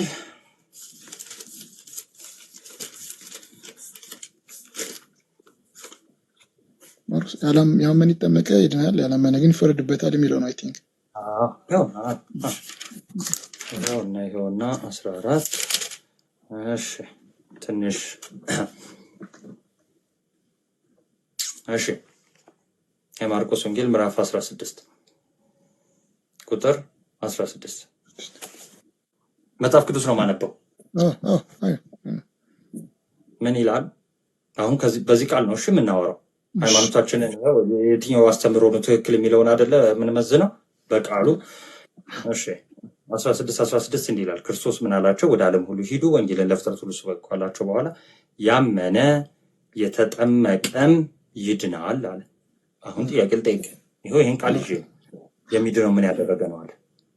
ያመነና የተጠመቀ። ስለዚህ ለመዳን ጥምቀት እዚህ ጋር አስፈላጊ ነዋ ከእምነት ጋር። አዎ ልክ ነህ፣ ያስፈልጋል። ስለዚህ ጥምቀት ለድህነት ያስፈልጋል ማለት ነው። ግን ደግሞ እኔን ትሰማኛለህ? ቆይ አልጨረስኩም። እየተስማማን አይደል መሄድ ያለብን? ከተስማማንማ ምን ያጣላና? ስለዚህ ጥምቀት ለድህነት ያስፈልጋል ማለት ነው። ግን እኔ ሳወራ እንዳታቋርጠኝ ፕሊዝ። እሺ ለአንተማ ታይም ስሰጥ ችግር የለውም አላቋርጠህም። ስለዚህ በዚህ ክፍል በክርስቶስ ትምህርት አሁን ከክርስቶስ ነው የምንጀምረው። እሺ የምንጀምረውና ተዛም ስለዚህ የት ነበረቻችሁ? ሙሉ ወንጌላ። እሺ ስለዚህ ጥምቀት ለድህነት ያስፈልጋል ማለት ነው አይደል? ዴፊኒትሊ ያስፈልጋል። በጣም አለ። እዚሁ ክፍል ላይ ጥምቀት ላይ ስለሆነን ማለት ነው። ጥምቀት ላይ ስለሆነን የሮሜ መልእክትን ከፍትልሃለሁ። ሮሜ 6 እንዲህ ይላል። እሺ ወይስ ከክርስቶስ ኢየሱስ ጋር አንድ እንሆን ዘንድ የተጠመቀን ሁላችን ከሞቱ ጋር አንድ እንሆን ዘንድ እንደተጠመቀን አታውቁምን አለ። ከክርስቶስ ኢየሱስ ጋር አንድ እንሆን ዘንድ ምን አለን አለ ሐዋርያው ቅዱስ ጳውሎስ። አንዴ ይቅርታ ኔትወርክ ብሎ ነው ድጋሚልኝ። ይቅርታ። እሺ ምንም ችግር የለውም። እሺ ከክርስቶስ ኢየሱስ ጋር አንድ እንሆን ዘንድ የተጠመቀን ሁላችን ከሞቱ ጋር አንድ እንሆን ዘንድ እንደተጠመቀን አታውቁምን አለ። ከክርስቶስ ጋር እንደሞትን ክርስቶስ ኢየሱስ ጋር አንድ ለመሆን ምን አደረግን አለ? ተጠመቅን። ስለዚህ የምንጠመቀው ለምንድን ነው አለ? ከክርስቶስ ጋር አንድ ለመሆን። በጣም አሪፍ። ሰው ከክርስቶስ ኢየሱስ ጋር አንድ ካልሆነ መዳን ይችላል? አይችልም። ስለዚህ ጥምቀቱ ያድናል ማለት ነው። እሺ አሁን ደግሞ እኔ ላወራ ነው አይደለም? ይሄው ላውራ አየህ ነው ጥምቀቱ ለድህነት ነው ማለት ነው። ምን አለ መሰለህ እኔን ደግሞ 1 ደቂቃ ብቻ ነው የማወራው እድል ወይም 30 ሰከንድ ነው። ክርስቶስ ኢየሱስ በምድር ላይ ሲኖር ዮሐንስ አጥምቆታል አይደል? አጥምቆታል። ኢየሱስ ክርስቶስ ያኔ ዮሐንስ ሲያጠምቅ የነበረው ጥምቀት የምን ጥምቀት ነው? የንስሐ። ኢየሱስ ክርስቶስ ንስሐ አስፈልጎት ነው ያኔ የተጠመቀው አይደለም። ናይስ። ስለዚህ ኢየሱስ ክርስቶስ ግን ምን መጥቶ ተጠምቋል። ስለዚህ ስርዓትን ሊፈጽም ያ ስርዓት ደግሞ ለኛ በአዲስ ኪዳን ለምናምን ሰዎች አንድ ኢንዲኬሽን ነበረው። ምንድን ነው? ሞቱን በሚሞትል ሞት ትንሣኤውን በሚመስል ደግሞ ትንሣኤ ትብብርን የሚያሳይ አይደል? አንድ እንትን ነው አስተምሮ ነው እዛች ጋር ኢንዲኬት የተደረገው። ለክርስቶስ የተጠመቀው ኃጢአትን ስለሰራ አይደለም። ነገር ግን ለኛ ለአዲስ ኪዳን አማኞች በክርስቶስ ለተከፈለልን ለኛ አማኞች ሞቱን በሚሞትል ሞት ትንሣኤውን ደግሞ በሚመስል ትንሣኤ ስለምንተባበረው ለዚህ ነው። አይ የክርስቶስ ለምን አነሳው? የክርስቶስ ለምን አነሳው? እኮ ቅድም ምን አልከኝ መሰለኝ? ሁለተኛው ጥቅስ ላይ ምን አልከኝ? ሁለተኛው ጥቅስ ላይ ከክርስቶስ ጋር አይደል እንተባበራለን፣ ክርስቶስ እናምናለን፣ በክርስቶስ እንሆናለን። አይ ከክርስቶስ ጋር መተባበር ማለት ከክርስቶስ ጋር አንድ መሆን ማለት ነው። አንድ አሁን የጥምቀት እኛ ጋር ያለው ጥምቀት የእናንተን አላውቅም። የኛ ጋር ያለው ጥምቀት ለምሳሌ ውሃ ውስጥ ስትገባ ክርስቶስን በሚመስል ሞች አለው፣ ዓለምን ክጃለሁ፣ ዲና ያርጋለሁ ትልና ከውሃው ስትወጣ ደግሞ ከክርስቶስ ጋር ተነስቻለሁ። ይሄ ነው ኢንዲኬሽኑ። ከክርስቶስ ጋር ኢንዲኬሽን አይደለም። ቆይ ጥያቄ ልጠይቅ። በእናንተ እምነት ለምሳሌ ከክርስቶስ ጋር ለኃጢአት ትሞታላችሁ አትሞቱ? ክርስቶስ ለዓለም ሁሉ ኃጢአት ሞቷል። አንተ ለኃጢአት ሞቻለሁ። በምንድን ነው የሞትከው? በቃ ክርስቶስን ሳምን ኦልሬዲ ዲና ያርጋለሁ ኃጢአትን። አይ በምንድን ነው ለኃጢአት የሞትከው አንተ? ቅድም እየነገርኩ ነበር። ልክ ስጠመቅ ውሃው በምንድን ነው የሞትከው? አንደኛ ክርስቶስን በማመኔ ነው። ሁለተኛ ነገር ደግሞ አስተምሮ አለ። ምንድነው አስተምሮ? እንትን ያለው ዮሐንስ ሲያጠምቅ ዲና አላደረገም ክርስቶስ። ለኛ ለአዲስ ኪዳኖች ኢንዲኬተር አንተ ራስህ ሰማኛ። እሺ ቆይ የጠየኩን ብቻ መልስ። እሺ እንድንግባ ባሳልቺ እንደ አንተ ለኃጢአት ሞተሃል አልሞትክም? ስለ አዎ ሞቻለሁ አልካ። አዎ በምንድን ነው የሞትከው? ሰው በክርስቶስ ከሆነ ለኃጢአት ይሞታል አይደለም። በምንድን ነው የሞትከው? በእምነት ነው? በስራ ነው? በጥምቀት ነው? ዴፊኒትሊ በእምነት ነው። በእምነት ከክርስቶስ ለኃጢአት ሞተሃል የሚል ጥቅስ በእምነት ኦኬ። አሁን እኮ ኤፌሶን ላይ ማንም እንዳይመካ በስራው አይደለም ይላል። አይ ለኃጢአት የሞተው በእምነት ነው። የጠየኩን ብቻ መልስልኝ። አንተ አሁን የጠየቀኝ ምን መሰለህ? በስራ ነው ወይስ በእምነት ነው አልከኝ። መልስ። እዛ በእምነት ነው አልኩ። አይደለም ጥያቄ እንደሱ አይደለም። ይኸው ጥያቄ ልድገምልኝ። ለኃጢአት ሞተሃል አልሞትክም? ሞቻለሁ። በምንድን ነው የሞትከው? ምርጫ ከፈለክ ክርስቶስን በማመን ልጨርስልህ። ግራ እንዳትጋባ ማለት ግራ እንደው ካጋባህ አልኩና ምርጫ ሰጠውክ። ምን ሰጠው? በእምነት ነው የሞትከው ለኃጢአት ወይስ በጥምቀት ነው ወይስ በስራ ነው? በምንድን ነው የሞትከው? በምን? በእምነት ጥቅስ ለተቀበሉት አይደል? ለሚያምኑት አይደል? እግዚአብሔር ልጆች የሆኑ ዘንድ ስልጣን ሰጣቸው ይላል። ዓለም ሁሉ በዲና ያደረገው ቆይ የገዛ ወገኖችም ያልተቀበሉት ያ ኢየሱስ ስለኔ ዋጋ የከፈለውን እሱን አምኜ በሱ ስራ በሱ ጸድቅ ያለው ብዬ እሱ በከፈለው አይደል? በክርስቶስ ሁሉም ነገር በክርስቶስ ነው የሆነው። ከኔ የሆነ ነገር አይደለም ያልኩህ። በምንድን ነው የሞትከው ስለ በእምነት ብለኛል። መጽሐፍ ቅዱስ ጥቅስ አለ። በእምነት ለኃጢአት ሞተናል የሚል በእምነት ለኃጢአት ሞተናል የሚል በስራ ለኃጢአት ሞተናል የሚል ታሳየኛለህ? በስራ አላልኩም እኔ የምለው በምን እንደሞትን እኛ እዚህ ውስጥ ያለን ክርስቲያን አይደለም። እኛ ደግሞ እናውቀዋለን። አንተ ደግሞ በጥምቀት የሚል ታሳየኛለህ? በጥምቀት የሚል ታሳየኛለህ? አንተ ደግሞ አሳያለሁ። እስቲ ያሳየኝ እኮ ያሳያለሁ። በጥምቀት ሞተናል የሚለውን አሳይ። እኔ ያሳያለሁ። ይኸው የለኝም ካልክ አሳይሃለሁ። በእምነት የሚል ቅድም የሆነ ልጅን ስታስረዳ ይሰማው ነበር። ለምሳሌ ዳይሬክትሊ ክፍሉን ላላውቀው እችላለሁ። ነገር ግን እንደ አንድ ፕሮቴስታንት ሀሳቡ ጥቅሱን ምናምን ኤግዛክትሊ ቨርሱን ላታውቀው ትችላለህ። የዛ የመጽሐፍ ቅዱሱን ጥቅሷን ካልከኝ ሰባብረህም ቢሆን ከነገርከኝ እኔ ክፍሉን አወጣልሃለሁ። እሺ ምን መሰለህ፣ እኛ ፕሮቴስታንቶች የምናምነው በክርስቶስ በተከፈለልን ክርስቶስ በዋለልን ስራ ነው። በሱ ስራ አምነን ነው እንድትረዳኝ ፈልገው። ጥምቀትን ደግሞ የምናደርገው ክርስቶስ ምድር ላይ ያኛውን ስርዓት ስላሳየን ለአዲስ ኪዳን ደግሞ ተምሳሌት ስለሆነ ሞትን በሚመስል ሞት ትንሣኤን በሚመስል ትንሣኤ ተባብረን እንስማማለን። ያ ነው እንጂ በጥምቀት ውሃ ውስጥ ገብተህ እንትን ስላልክ ትድናለህ ማለት አይደለም ነው ኦልሬዲ። ምክንያቱም ይህን ከመለስክልኝ እኔ አሁኑን ኦርቶዶክስ መሆን እችላለሁ። ኢየሱስ ክርስቶስ አሁን እንጠይቀን ጥያቄ፣ ኢየሱስ ክርስቶስ ለምንድን ነው የተጠመቀው? እሺ ለምን እንደተጠመቀ መጀመሪያ መልስ ላል። ከዛ በፊት ግን የተነሳውን መልሽ የላቸው ለክርስቲያኖች ማለት ነው። እሺ አሁን ወንድማችን በእምነት ነው ለኃጢአት ባይዘው ሰው ለኃጢአት ካልሞተ መዳን አይችልም። ባይዘው ለኃጢአት ሞታለሁ ስለው አዎ ብሎኛል። እሺ ለኃጢአት የሞትከው በምንድን ነው? በእምነት ማስረጃ የለም። እሺ አሁን ምን ጠይቅ አለ እኩል አሁን ሙሉ ኤፌሶንን ማንበብ ነው። ለዚህ ዕብራውያንን ማንበብ ነው። አንድ ቦታ ይናገራል። አንድ ቦታ አለ። እኔ አነብላለሁ። ይሄው እታች ያሉትም አይሰለቻቸውም ባይዘው። እሺ ስለዚህ ማስረጃ የለህም። ኤፌሶንን ሙሉ ልናነብሉ እንችላለን። የለም በእምነት ሞተናል። እንደዚህ አይነት ነገር ነው። በቃ ጥቅስ ካለ ካወቀ ያምጣ፣ ከሌለው ዝም ይበል። ሶሪ አሁን ጸባይ ጥሩ ስለሆነ ነው። እሺ በትትና የምናወራ ግን እንዴት እንደሞት ላስረዳ። እሺ መማር ካለብህ አሜን። አሁን ልብህን ክፍት አድርገህ ስማን። እታች ያላችሁም ስሙ። እሺ በምንድን ነው የሞት ነው?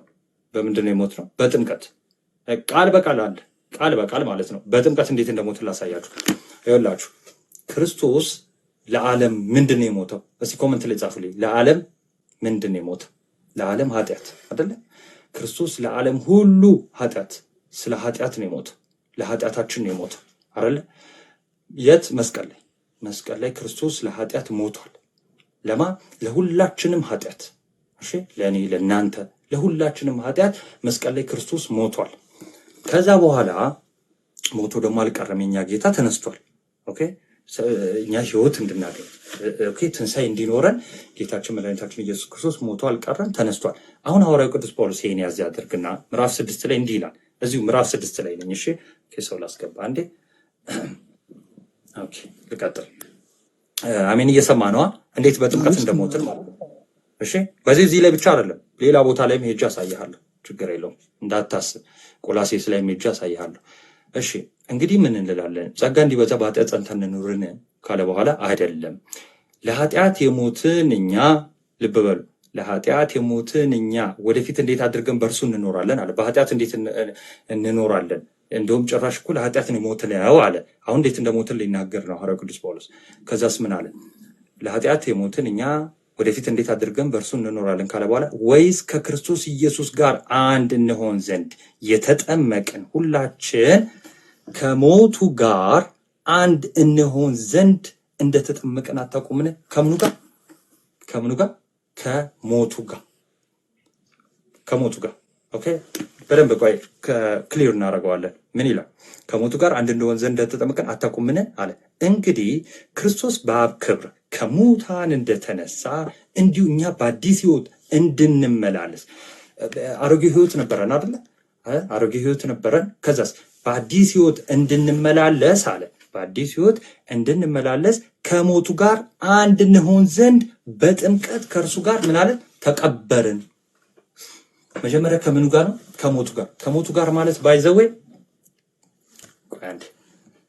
ሶሪ በጣም አሜን አለሃ ከሞቱ ጋር ማለት ነው። ቆላስይስ 2:12 አወጣልሃለሁ። ችግር የለው። አንድ አይነት ሀሳብ ነው ያለው። መጀመሪያ ይሄንን እንፍታ። ከክርስቶስ ኢየሱስ ጋር አንድ እንሆን ዘንድ እንደተጠመቅን አታውቁምን? ከዛ በኋላስ ከሞቱ ጋር አንድ መሆን ማለት መሞት ማለት ነው። ከሞቱ ጋር አንድ መሆን ማለት ከሞቱ ነው ያልኩት። ከክርስቶስ ሞት ጋር አሜን አለ አለው። እንትን ነው እኮ ሪፕሌስመንት። አሁን እኮ ምሳሌ ነው፣ ለመቀበል ዝግጁ ስላልሆንክ ነው እንጂ ምሳሌ ነው። አሁን ቆላስይስ 2:12 ላይ አሁን ቆላስይስ ላይ ይላል። ቆይ እዚህ ውስጥ ምሳሌ ነው የሚል ሮሜ መልእክት ውስጥ አቀበላል። ስንት ነው? እሺ ናታን ቆላስይስ 2:12 ላይ እንደዚህ ይላል። የለም ቆላስይስ ላይ አንድ አይነት ሀሳብ እንደሆነ ባይ ዘ ዌይ አይ ፕሮሚስ ዩ አስረድቼ ነው የምትወጣው። ችግር የለውም። ይሄው ከሁለቱ ከሮሜና ከቆላስይስ አልወጣልህም። ቆላስይስን በደንብ ነው ማስረዳት። ችግር የለውም ከፈለግን ማለት ነው። ምንም እንዳታስብ። የመጀመሪያ የምጠይቅህን መልስልኝ። ከሞቱ ጋር አንድ መሆን ማለት ነው። ባይ ዘ ዌይ ከሞቱ ጋር ምሳሌ አላለም። እሺ ከሞቱ ጋር አንድ መሆን ማለት መሞት ነው። ከሞቱ ጋር አንድ መሆን ማለት ነው። ለቅድም መጀመሪያም ተናግሬያለሁ፣ አሁንም ደግሞ አለው። ስንጠመቅ ሞቱን በሚሞትል ሞት፣ ትንሣኤውን በሚመስል ትንሣኤ እንተባበራለን። ተምሳሌት ነው እንጂ አሁን ሞቱ በመስቀል ላይ የሞተውን ሞት አንተ አልሞትም ማለት ነው። ለኃጢአት ናታን ቅድም እኮ ነግሬያለሁ። እኔ ክርስቶስን ያመንኩትን ያን ቀን ሞቻለሁ። አንዴ እሺ የምጠይቀን ብቻ መልስልኝ። ቆይ አንዴ ከክርስቶስ ሞት ጋር አንድ መሆን ማለት መሞት ነው አይደለም? ከክርስቶስ ጋር ሞች አለው ማለት እሱ የተሰቀለውን የተገረፈውን ሳይሆን እስ ተምሳሌት ነው። አይደለም ምን ጋር ተምሳሌት የሚለው? እሺ ምን ጋር ነው ተምሳሌት የሚለው? ኦኬ ምን ማለት ነው? አንድ ነው ማለት ምን ማለት ነው? ለአንተ አይ በቃ ተምሳሌት የሚለው እሺ በቃ ይሄ የምጠይቀን ካልመለስክልኝ ላንብላቸው ወይም አንተ ንገረኝ እስኪ ተምሳሌት የሚለው ምን ጋር ነው? ትንሽ ላንብላቸው። ምንም አሁን እኮ ቃላቶቹ መስጠት ተምሳሌት የሚለው መጽሐፍ ቅዱስ ላይ አውጣ እያልከኝ ነው። ትልቅ እኮ ክሌም ያደረከው ኧረ ቆይ ክሌም ያደረከው በጣም ትልቅ ቃል ተጠቀምክ። ምን ተምሳሌት የሚል ሐዋርያ ቅዱስ ጳውሎስ አላለ። በቃ ይሄው እኔ እስካሁን የተጠቀምኩት ሐዋርያ ቅዱስ ጳውሎስ እንዳለ ከራሴ የጨመርኩት ነገር የለም። ከክርስቶስ ሞት ጋር አንድ መሆን ማለት መሞት ነው አይደለም? ናታኒ እንዴት ብዬ ላስረዳው? እግዚአብሔር ነው አይደለም ነው ወይ አይደለም እኮ አንተ እያዳመጥከኝ አይደለም። የራስን ኢንቴንሽን ብቻ ነው እየሰማኛለሁ። እኔም የራሴን ሳይሆን ወደ አንተም ኢቭን ለመርዳት እየሞከርኩ ነው። ስለዚህ ምን ታድርገውና መመለስ ስለማትችል አሰልቺ እንዳይሆን ከስር ላሉት ብቻ ላስረዳቸውና ቆላሴስ ላይ ሄድልሃለሁ በፕሮሚስ ስላልኩ ማለት ነው። እሺ ሄድልሃለሁ። እሺ ሐዋርያ ቅዱስ ጳውሎስ የሚለውን ላንብላችሁ። ክሊር ነው ካነበብኩላችሁ በቃ ግልጽ ነው የሚሆነው ማለት ነው። እሺ ሁላችን አለ ከሞቱ ጋር አንድ እንሆን ዘንድ ተምሳሌት ይሆን ዘንድ አለ አላለ? ምንድነው የሚለው? ሁላችን ከሞቱ ጋር አንድ እንሆን ዘንድ እኛ እንድንሞት ማለት ነው። በዚህ እኛ እንሞት ዘንድ ማለት ነው። ምንም ሌላ እንትን አለ። በቃ እኛ መሞት አለብን እንዴ? ከሞቱ ጋር እንዴት ነው አንድ የምንሆነው? ይሄው ከክርስቶስ ሞት ጋር እንዴት አንድ እንደምንሆን ልንገራችሁ። ክርስቶስ ለማን ነው የሞተው ብያችኋለሁ? ለዓለም ሁሉ ኃጢአት። ከዛስ እኔ ደግሞ ለኃጢአት መሞት አለብኝ። ለኃጢአት መሞት ክርስቶስ ከመምጣቱ በፊት ይቻል ነበር? አይቻልም። ክርስቶስ ከመምጣቱ በፊት በራስ ማንም ለኃጢአት መሞት ይችላል? አይችልም። ስለዚህ ክርስቶስ መምጣት አስፈለገ። ለኃጢአት የሚሞትልን የእግዚአብሔር በግ ያስፈልግ ነበር። ይሄው ክርስቶስ ነው። ከዛስ እሱ ለኃጢአት አንድን መስዋዕት አቀረበልን፣ ሞተልን አይደለ መስቀል ላይ። ስለዚህ ምን እናደርጋለን? እኛ ደግሞ እንተባበረዋለን። እንዴት? አንድ እንሆናለን። ኦኬ አንድ እንሆናለን። ከክርስቶስ ሞት ጋር አንድ እንሆናለን። ከክርስቶስ ሞት ጋር ማለት ይሄው እሱ ለኃጢአት ሞቷል። ለዓለም ሁሉ ኃጢአት ሞቷል። እኛም ይሄው ለኃጢአት እንሞታለን። ለኃጢአት ምን ሞቶ በራሳችን ነው አይደለም። ይሄው ከክርስቶስ ጋር አንድ ሆነን ይሄው እሱ ለኃጢአት ስለሞተልን በዚህ በጥምቀት ለኃጢአት እንሞታለን። ልቀጥል። ሁላችን እንደተጠመቀን አታውቁምን? እንግዲህ አለ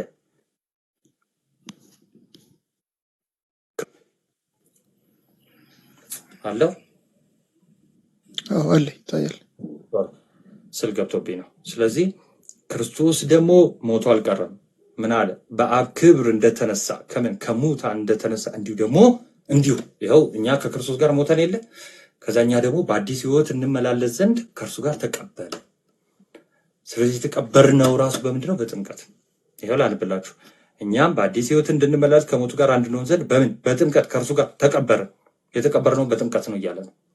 እሺ ሞቱን በሚመስል ሞት ልክ እሱ እንደሞተው እኛ ከሞትን እያለ ነው። ሞቱን በሚመስል ሞት ማለት ይሄ ነው። ሌላ ምንም እንትን የለው። ተምሳሌ ምናምን ያለው ሌላ ሞቱን በሚመስል ሞት ካለ በቃ ይሄው እሱ እንደሞተው ማለት ነው። ሞቱን በሚመስል ሞት ይሄው እዛው ሲመልስ ከእርሱ ጋር ከተባበርን። ሞቱን በሚመስል ሞት ማለት ቅድም ያስረዳኋችሁ ይሄው የእሱ ሞት ምን አይነት ነበር? የክርስቶስ ሞት ምን አይነት ነው? ለኃጢአት የሆነ ለኃጢአት ሁሉ ለዓለሙ ሁሉ ኃጢአት የሞተው ነው አይደል? ይሄው ልክ እኛም ደግሞ እሱ እንደሞተው የሚመስል ሞት እንሞታለን። ከእርሱ ጋር መተባበር ማለት ነው፣ አንድ መሆን ማለት ነው። ስለዚህ ምን አለ? ሞቱን በሚመስል ሞት ከእርሱ ጋር ከተባበርን አለ ትንሣኤውን በሚመስል ትንሣኤ ደግሞ እንተባበራለን። መቼ ነው? ኮቨንት አብራላቸው ባሮኬ። መቼ ነው የምንተባበረው? ትንሣኤ የሚሆነው መቼ ነው? ክርስቲያኖች ይጻፉልን። ትንሣኤ የሚሆነው መቼ ነው? ባይዜ ትንሣኤ የሚሆነው መቼ ነው? ይሄው ከክርስቶስ ጋር ሞተናል። ከዛ በአዲስ ሕይወት እንድንመላለስ ተቀብረናል። አሮጌ ሰዋችንን አስወግደናል። ትንሣኤ መቼ ይሆናል? ትንሣኤ ጻፉልኝ ኮመንት ላይ። ትንሣኤ የሚሆነው መቼ ነው? ትንሣኤ እናምናለን አይደል? አንዱ ምን አለ? ተረት ሮሜ 6 እኮ ነው። በጣም ነው የሚገርም። ከሙታን ስንነሳ ትንሣኤ ይሆናል አይደል? ከሙታን ስንነሳ ትንሣኤ ይሆናል። ክርስቶስ ዳግም ሲመጣ ምን ይሆናል? ክርስቶስ ዳግም ጌታ ለፍርድ ዳግም ሲመጣ ሁላችንም ምን እንላለን? እንነሳለን። ትንሣኤ ይሆናል። ለምን? ይሄው የትንሣኤ በኩር አለ። ሞተን አንቀርም። ይሄው ትንሣኤ ይሆናል። ግን ትንሣኤን አሁን እኛ በጌታ የሆነውን ትንሣኤ ለማግኘት ክርስቲያን መሆን አለብን። አዎ ይኸው ትንሣኤ እንዲሆን መጠመቅ አለብን። እሺ ልድገምላችሁ። ሞቱን በሚመስል ሞት ከእርሱ ጋር ከተባበርን፣ ይኸው ተባብረናል፣ ሞተናል፣ ተቀብረናል በአዲስ ሕይወት እንድንመላለስ። ከዛስ ትንሣኤውን በሚመስል ትንሣኤ ደግሞ ከእርሱ ጋር ምን እንላለን? እንተባበራለን። ይኸው ክርስቶስ እንዴት ነበር? ክርስቶስ ከሙታን የተነሳው ሞትን ድል አድርጎ ተነሳ አይደለ? በራሱ ስልጣን። እኛ ደግሞ በክርስቶስ ደግሞ ሞትን ድል አድርገን ነው እንሄዳለን። ኋላ ቆሮንቶስ ምዕራፍ 15 ላይ ምንድን ነው የሚለው? ኋላ የሚሻለው የኋለኛው ጠላት ሞት ነው ይላል። ስለዚህ የሚሻለው መቼ ነው? በክርስቶስ ድል አድርገን እንነሳለን። ልክ ክርስቶስ ከሙታን እንደተነሳ እኛም ደግሞ በክርስቶስ ሆነን እንነሳለን ማለት ነው። ይሄን ያዙልን። እሺ ከዛስ ከእንግዲህ ወዲህ ለኃጢአት እንዳንገዛ የኃጢአት ሥጋ ይሻር ዘንድ አሮጌ ሰዋችን ከእርሱ ጋር እንደተሰቀለ እናውቃለን። አሜን። ክርስቶስ የት ነው የሞተው? ክርስቶስ መስቀል ተሰቅሎ አይደል የሞተው? እኛም ይኸው ከእርሱ ጋር ተሰቀለን። የምንሰቀለው በምንድን ነው? በጥምቀት። ይኸው ክፍሉ ስለ ጥምቀት ነው የሚያወራው። ቆላሴስን አንድ ሄደብቸው በቃ ለወንድሞች እሰጣለሁ። እሺ ቆላሴስ ምንድን ነው የሚለው? ቆላሴስ ነው ወንድማችን ይህን ይመስላል።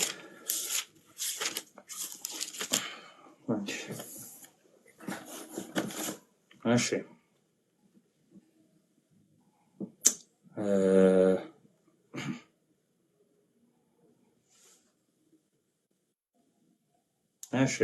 እሺ ቴንክ ዩ።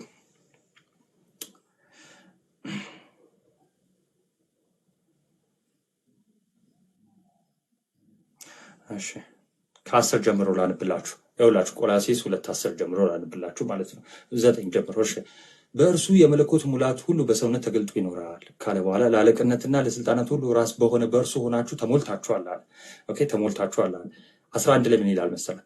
የስጋን ሰውነት በመግፈፍ ሐዋርያው ቅዱስ ጳውሎስ አሁን አንብበን የመጣ ነው። ምንድን ነው ሰዎች አሁን አንብበን ምን መተናል? ሮሜ 6 ላይ ምን አንብበናል? የኃጢአት ሥጋ ይሻር ዘንድ አሮጌ ሰዋችን ከእርሱ ጋር እንደተሰቀለ እናምናለን። የሞተ እስከ ኃጢአቱ ጸድቋል ይላል አይደል? አሮጌ ሰዋችን ምን ብሏል? የኃጢአት ሥጋ ይሻር ዘንድ አለ።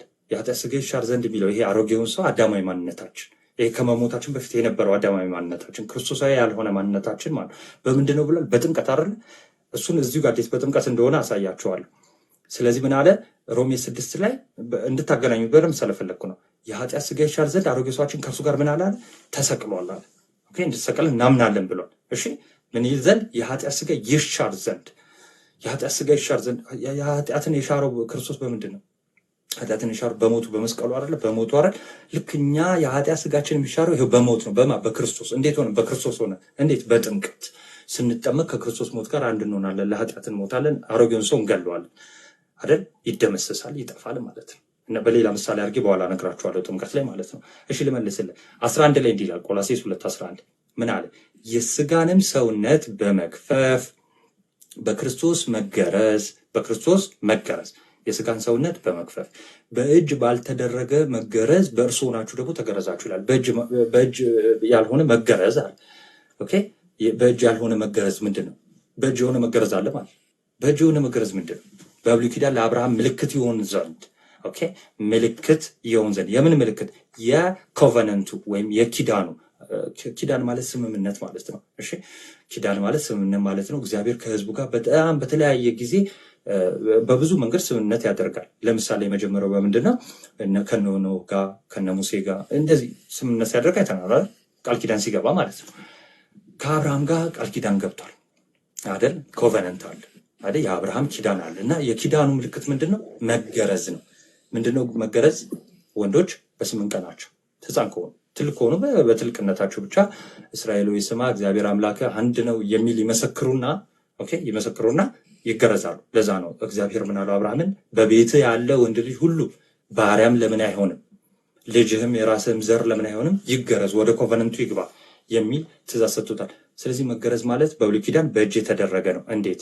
የወንዶችን ስጋ ማቁረጥ ማለት ነው። ስጋውን መክፈፍ ማለት ነው። አላስፈላጊ የሆነውን ስጋ መክፈፍ ማለት ነው። እሺ በእጅ የተደረገ ምን አልኳችሁ? አላስፈላጊ የሆነው ስጋ መክፈፍ ማለት ነው። ዩአር ኮንፊውዝድ ይለኛል። ስለ ግዝረት ነው ኮንፊውዝድ የሆንኩት። አንዴ ኮመንቱን አጥፉት። እሺ ምንድን ነው የሚባለው? እሺ ሸለፈትን ማስወገድ ማለት ነው አይደለ? ቃሉን ካልተሳሳተ ስለ ኮመንቱን አንዴ መኩ አጥፉት። ስለዚህ ያ በእጅ የተደረገ አስገባ ይሆናል ማለት ነው። ቆይ አንዴ ኮመንት ናችሁ። እሺ በእጅ የተደረገ ይሆናል። አሁን ግን አለ ሐዋርያው ቅዱስ ጳውሎስ ምን አለ? የስጋን ሰውነት በመክፈፍ በክርስቶስ መገረዝ በእጅ ባልተደረገ መገረዝ በእርሱ ሆናችሁ ደግሞ ተገረዛችሁ። ስለዚህ በክርስቶስ ሆናችሁ ተገርዛችኋል። ግን በእጅ ሆነ አይደለም፣ በእጅ ሆነ አይደለም። እሺ በእጅ ሆነ አይደለም። እንደ ብሉይ ኪዳኑ እንደዚህ በምላጭ በባልጩት የሆነ አይደለም። አሁን ግን በክርስቶስ ሆነን በእጅ ያልተደረገ መገረዝን ተገርዛችኋል። ስለዚህ አሮጌውን ስጋችሁን አስወግዳችኋል እያለ ነው ማለት ይኸው የስጋ ሰውነትን መክፈፍ ማለት ይሄ ነው። ስለዚህ የስጋን ሰውነት እንዴት ነው የምንገፈው ብሎናል ሮሜ 6 ላይ ካስታወሳችሁ። አሮጌ የኃጢአት ስጋ ይሻር ዘንድ አሮጌ ሰዋችን ምን ብሏል? ተሰቅሏል። ስለዚህ ሞተ፣ ከኃጢአት ጸድቋል። ስለዚህ በአዲስ ህይወት መነሳት አለብን አለ። እንዴት አረ ይሄ ወንድሜ እንዴት ነው ናቱ ይሄ ጥምቀት እንዴት ነው? ይሄው መልሱ ልንገራችሁ። 11 ላይ የስጋን ሰውነት በመክፈፍ በክርስቶስ መገረዝ በእጅ ባልተደረገ መገረዝ በእርሱ ሆናችሁ ደግሞ ተገረዛችሁ ካለ በኋላ ይሄው 12 ላይ በጥምቀትም ልብ በሉ 12 ላይ በጥምቀትም ከእርሱ ጋር ተቀበራችሁ በጥምቀትም ደግሞ በምን በጥምቀትም ደግሞ ከሙታን ባስነሳው በእግዚአብሔር አሰራር በማመናችሁ በምን በጥምቀት ከሙታን ባስነሳው በእግዚአብሔር አሰራር በማመናችሁ ከሙታን በማመናችሁ ከእርሱ ጋር ተነሳችሁ ይላል። ስለዚህ ከእርሱ ጋር የተነሳነው በምንድን ነው? በጥምቀት። እንዴት? ከሙታን ባስነሳው በእግዚአብሔር አሰራር በማመናችን በምን በጥምቀት እንነሳለን ማለት ነው። ስለዚህ በጥምቀት ነው የምንቀበረው የምንነሳው እያለ ክፍሉ ግልጽ ነው። አንዴ ልገምላችሁ። በጥምቀት ከእርሱ ጋር ተቀበራችሁ። እሺ በጥምቀትም ደግሞ ከሙታን ባስነሳው በእግዚአብሔር አሰራር በማመናችሁ ከእርሱ ጋር ተነሳችሁ። እናንተ በበደላችሁና በስጋችሁን ባለመገረዝ ሙታን በሆናችሁ ጊዜ ከእርሱ ጋር ሕይወትን ሰጣችሁ፣ በደላችሁን ሁሉ ይቅር አላችሁ። ስለዚህ ከክርስቶስ ኢየሱስ ጋር ሕይወትን የምናገኘው ከክርስቶስ ኢየሱስ ጋር አንድ ነው። በምንድን ነው? አምነን ስንጠመቅ በጥምቀት። ለዛ ነው ሮሜ መልእክት ምዕራፍ 6 ቁጥር 2-3 ላይ ምንድነው የሚለው? ከክርስቶስ ኢየሱስ ጋር አንድ ትሆኑ ዘንድ የተጠመቃችሁላችሁ ክርስቶስ ገላትያ 3:27 ያለውን አመጣት። ከክርስቶስ ኢየሱስ ጋር አንድ እንሆን ዘንድ እንደተጠመቀን አታውቁምን ይላል። ገላትያ 3:27 ደግሞ ከክርስቶስ ኢየሱስ ጋር አንድ እንሆን ዘንድ የተጠመቀን ሁላችን ክርስቶስ ለብሰናል። ስለዚህ ክርስቶስ የምንለብሰው አሮጌውን ስጋ የምናስወግደው በጥምቀት ነው ይላል። እሺ ይሄን ይመስላል። ሐሳብ አለ? አሜን። እሺ እኔ ደግሞ አንድ ደቂቃ ላውራ። እሺ የእግዚአብሔር ይባርክ። ያወራውን ሁሉ ሰምቻለሁ። በክርስቶስ የተደረገልንን ነገር ሁሉ ለማስረዳት ሞክረሃል። እግዚአብሔር ይባርክ። በጥምቀትም ከእርሱ ጋር ተቀበራችሁ፣ በጥምቀትም ደግሞ ከሙታን ባስነሳው በእግዚአብሔር አሰራር በማመናችሁ ከእርሱ ጋር ተነሳችሁ የሚለውን ቆላስይስ 2:12 ላይ ያለውን አሪፍ አድርገህ አስረድተኛል። ያው እኔ ማምነው በመጀመሪያ ያው ክርስቶስ ራሱ ከዛ በፊት የንስሐ ጥምቀት እና ዮሐንስ ያደረጉ ነበር፣ ንስሐ ያስገባቸው ነበረ። ቅድም ራስህ ያልከኝ ነገር ነበር። የድሮ ሰዎች ሲገረዙ የነበረው በእጅ የሆነ መገረዝ ነበረ አይደል? ጳውሎስም ያስተምራቸው ነበር። እንደውም የልብ መገረዝ ነው እንጂ የስጋ መገረዝ ያን ያህል እያለ ያስተምራቸው ነበር። ይህ የምታውቀውም ክፍል ነው። ኢየሱስ ክርስቶስ በዮሐንስ ጥምቀት ላይ መጥምቁ ዮሐንስ ላይ ይሄኛውን በንስሐ ጥምቀት የሚጠመቁበትን ኑ እናንተ የእፉኝት ልጆች እያለ ሲያጠምቃቸው የነበረውን አሁን ግን ይሄ ቅድም በእጅ የሚገረዘውን ስርዓት አሁን ደግሞ ኢየሱስ ክርስቶስ በሚፈጽመው በመስቀሉ ቅድም እንዳልከው ለኃጢአታችን በመስቀሉ ዋጋ በመክፈሉ ይሄኛውን የጥምቀት ስርዓት ለኛ በውሃው ስንገባ እንደተቀበርን ከዛ ደግሞ ይሄ ከሙታን ባስነሳው በእግዚአብሔር አሰራር ደግሞ ስናምን ደግሞ ከእርሱ ጋር እንደተነሳን የሚገልጽ ነው። አሁን ትልቁ እሺ አይደለም ለምንድነው ተነሳን የሚለው? ከሙታን ባስነሳን በእግዚአብሔር አሰራር በማመናችን ያ ማለት ኢንክሉድ የሚያደርገው የክርስቶስን ስራ ነው። አውላቦት በቃ ይኸውልህ የክርስቶስ እሺ ቆላስይስ ምን በጥምቀት እንድል ነው አይደል? አንተ ማለት ምን ትለኛለህ? ይሄው በጥምቀት መጽሐፍ ቅዱስ ግን ቆይ አሁን ይኸውልህ የሰማውን ነበር እስካሁን አንድ ደቂቃ ደግሞ ብሰማኝ ደስ ይለኛል። አቋርጣለሁ፣ ችግር የለም ቀጥል። እሺ መጽሐፍ ቅዱስ እሺ እኮ አሁን ስሳሳት በኋላ ታርመኛለህ። ከመሀል ላይ ከገባብኝ ግን ዲስትራክት አደረገኛለህ፣ ሀሳብ ይጠፋብኛል። እሺ ያነሳውን ሁሉ ሰምቻለሁ። በጥምቀት ከእርሱ ጋር ተቀበራችሁ ይላል። ለምን በጥምቀት? በጥምቀት። ጥምቀቱ ግን ሪፕሬዘንት የሚያደርገው ማንን ነው? ኢየሱስ ክርስቶስን። ምንድን ነው ሪፕሬዘንት የሚያደርገው? በሱ ጥምቀት ውሃው ስገባ እንደሞትኩኝ እንደተቀበርኩኝ ውሃው ስገባ ከውሃ ደግሞ ስወጣ ከሙታን ባስነሳው በማን በእግዚአብሔር አሰራር በማመኔ ከእርሱ ጋር እነሳለሁ። ይሄ ነው እኔ የማምነው እምነት፣ ይሄ ነው እኔ የምቀበለው። ለምሳሌ የሚጀምረው ምንድነው ማለት ነው? የሚጀምረው በመስቀል ላይ የተሰራውን ነገር በማመን በክርስቶስ በማመን ማመን ያስፈልጋል። እሱ አይደለም ጥያቄ። ክሊር እንድታደርግ ጥያቄ ከስርም ያለው እንዲሰሙት ክሊር እናድርገው። ለምሳሌ ከመጠመቅ በፊት ለምሳሌ ለኃጢአት ትሞታለህ ወይ ደግሞ እንዳልከው ለማሳየት ነው ጥምቀቱ ብለሃል። ምን መሞትን መነሳትን ለማሳየት ነው ብለሃል። አንተ ነው ያልከው ለማሳየት፣ ሐዋርያው አላለም። እሺ፣ ስለዚህ አንተ መጽሐፍ ቅዱስ ነው ያለው። ሐዋርያው ሰው መጽሐፍ ቅዱስ ለማሳየት ነው ናታን ላይ ከመጽሐፍ ቅዱስ ውጭ የሆኑ ቃላቶችን ስናገር መጽሐፍ ቅዱስ ምናምን እንትን አትበለኝ። እኔ አልተጠቀምኩም። እኔ እስካሁን የተጠቀምኩ የሆነ ከመጽሐፍ ቅዱስ አይደለ እየተጠቀምኩ ያሉት፣ አንተም ተጠቀም ተጠቀም። ቆይ አንዴ ጥያቄ ልጠይቅህ፣ ክሊር ላድርግልህ፣ ችግር የለም። ለምሳሌ ከመጠመቅ በፊት ለኃጢአት ሞተሃል? ከመጠመቅ በፊት ነው ያልኩህ። በጣም አሪፍ ጥያቄ ነው የጠየቅኝ። በመጀመሪያ በክርስቶስ ማመን ይጠበቅብኛል። ይህ በክርስቶስ ማመኔ በመጀመሪያ በኤፌሶን ላይ እንደሚናገረው አንተም እንደምታውቀው በበደሌና በኃጢአቴ ሙታን ነበርኩኝ አይደለ? የስጋ ፍቃድ የማድረግ ከፍጥረት የሚቁጣ ልጅ ነበርኩኝ መጽሐፍ ቅዱስ የሚለው። እግዚአብሔር ከወደደን ከትልቅ ፍቅሩ የተነሳ ከክርስቶስ ጋር ህይወትን ሰጠን ይላል። መጀመሪያ ህይወትን ሰጥተናል፣ ህይወትን አግኝተናል። አሁን እሺ ጋር ጥምቀት ምናምን የለም ምናምን፣ ህይወትን ሰጥቶናል። በደንብ አንዴ ሰማኝ፣ አታቋጥኝ። ፊትን ስለያየው ስለሆነ ኮንፈርት አይሰጥም። እኩል እንትን ልመጣልሽ ነው። አይ ድገመው። እሺ ልድገምልህ። እሺ በመጀመሪያ የአንተ ጥያቄ ምንድን ነው? ክርስቶስን ከማመን አይደል? ኦልሬዲ አምናሃል። ሞትና ትንሣኤውን በምንድን ነው ፕሩፍ የምታደርገው ነው አይደለም? እሺ ጥያቄ ልድገምልህ። ከመጠመቅ በፊት ኦኬ፣ ከመጠመቅ በፊት ለኃጢአት ሞተሃል፣ ተቀብረሃል? ከመጠመቅ በፊት ለምንድን ነው? በክርስቶስ ያገኘሁት እምነት አለ። ክርስቶስ ደግሞ ያስተማሪ መንገድ አለ። ምንድን ነው ያስተማሪ መንገድ? እሱ ራሱ በዚህ እኔን ትመስላላችሁ፣ በዚህ እኔን ትተባበራላችሁ ካለ ያንን ነገር አደርጋለሁ። አይ የጠየኩ ጥያቄ አሁንም አሜን፣ በጣም እንትን እንዳይሆን አልተመለሰልህም አሁን? አዎ እኔ የጠየኩ በቃ አዎ ወይ አይ። ይሄው አሁን ለምሳሌ አንተ አይደለም እንደዛ ልል አልችልም። ለምን እንደማልችል ነገር እሺ፣ ቆይ በሌላ ሰው በአንተ በሌላ ሰው ለምሳሌ አንድ ገስት ላይ አስገባህ ወይም ደግሞ ቤት ጠራኸው ወይ ደግሞ እንግዲህ ቸርች የምትሉት ጋር ጠራኸው። እሺ ከዛን አስተማርከው ምናምን፣ አመነ፣ በኢየሱስ ክርስቶስ አመነ። እሺ ለኃጢአት ሞቷል፣ ለኃጢአት ተቀብሯል። ገና እንዳመነ ሳይጠመቅ ኦልሬዲ አመነ፣ ግን ደግሞ ስርዓቱ መፈጸም አለበት። ነው ጥያቄ። ምን መፈጸም አለበት? አይደለም ስርዓቱ መፈጸም አለበት። አመነ ሰው በልቡ ቢያምን ከዛ በአፉ ቢመሰክር ይድናል ይላል እግዚአብሔር ቃል። እዛ ጋር አለመሄድ ነው። ቆይ ስለ ድነት አይደለም እኔ እያልኩ ያለሁት። አንድ ሰው ይኸው አስተማርከው አመነ፣ በእናንተ አስተምሮ ማለት በፕሮቴስታንቶች ለምሳሌ በሙሉ ወንጌል አሁን ለምሳሌ አመነ፣ አንድ ሰው አስተማርከው አመነ፣ ይኸው በክርስቶስ አመነ፣ በአብ በወልድ በመንፈስ ቅዱስ አመነ፣ በክርስቶስ አመነ፣ በሞቱ በትንሣኤው በእርገቱ አመነ፣ በዳግም ምጽአቱ አመነ፣ ግን አልተጠመቀም። ይሄ ሰው ለኃጢአት ሞቷል ማለት እንችላለን? ይሄ ሰው ለኃጢአት ተቀብሯል ማለት እንችላለን?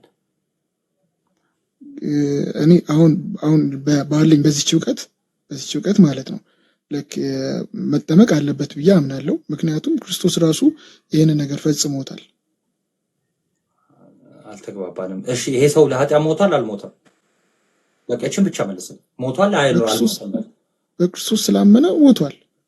ጥቅስ በክርስቶስ ታምኑ ለኃጢአት ትሞታላችሁ የሚልም በዛ ተያያዥ ቃል በቃል ባይሆንም ሀሳቡን የያዘ ብቻ ከሞትና እኛ ለኃጢአት ስንሞትና አሁን ይህም ብጠቅስልህ ኦልሬዲ አይመችም። ሰው በልቡ ቢያምን በአፉ የሚመሰክር ይድናል ይላል። ጥምቀትን ኢንክሉድ አያደርግም ጥቅስ።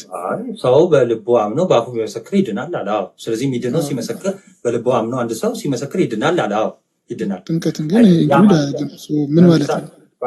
ለምሳሌ እምነት ብቻውን ብቻውን ማለት ነው የተቀመጠበት ክፍል አለ። ጥምቀት ብቻውን የተቀመጠበት ክፍል አለ። ለምሳሌ አንደኛ ጴጥሮስ ምዕራፍ 3:21 ላይ ጥምቀት ያድናል ይላል። እምነት አያድንም ማለት ነው አይደለም። በቃ ለብቻው ይቀመጣል። ይሄ አጻጻፍ ነው፣ የመጽሐፍ ቅዱስ አጻጻፍ ነው።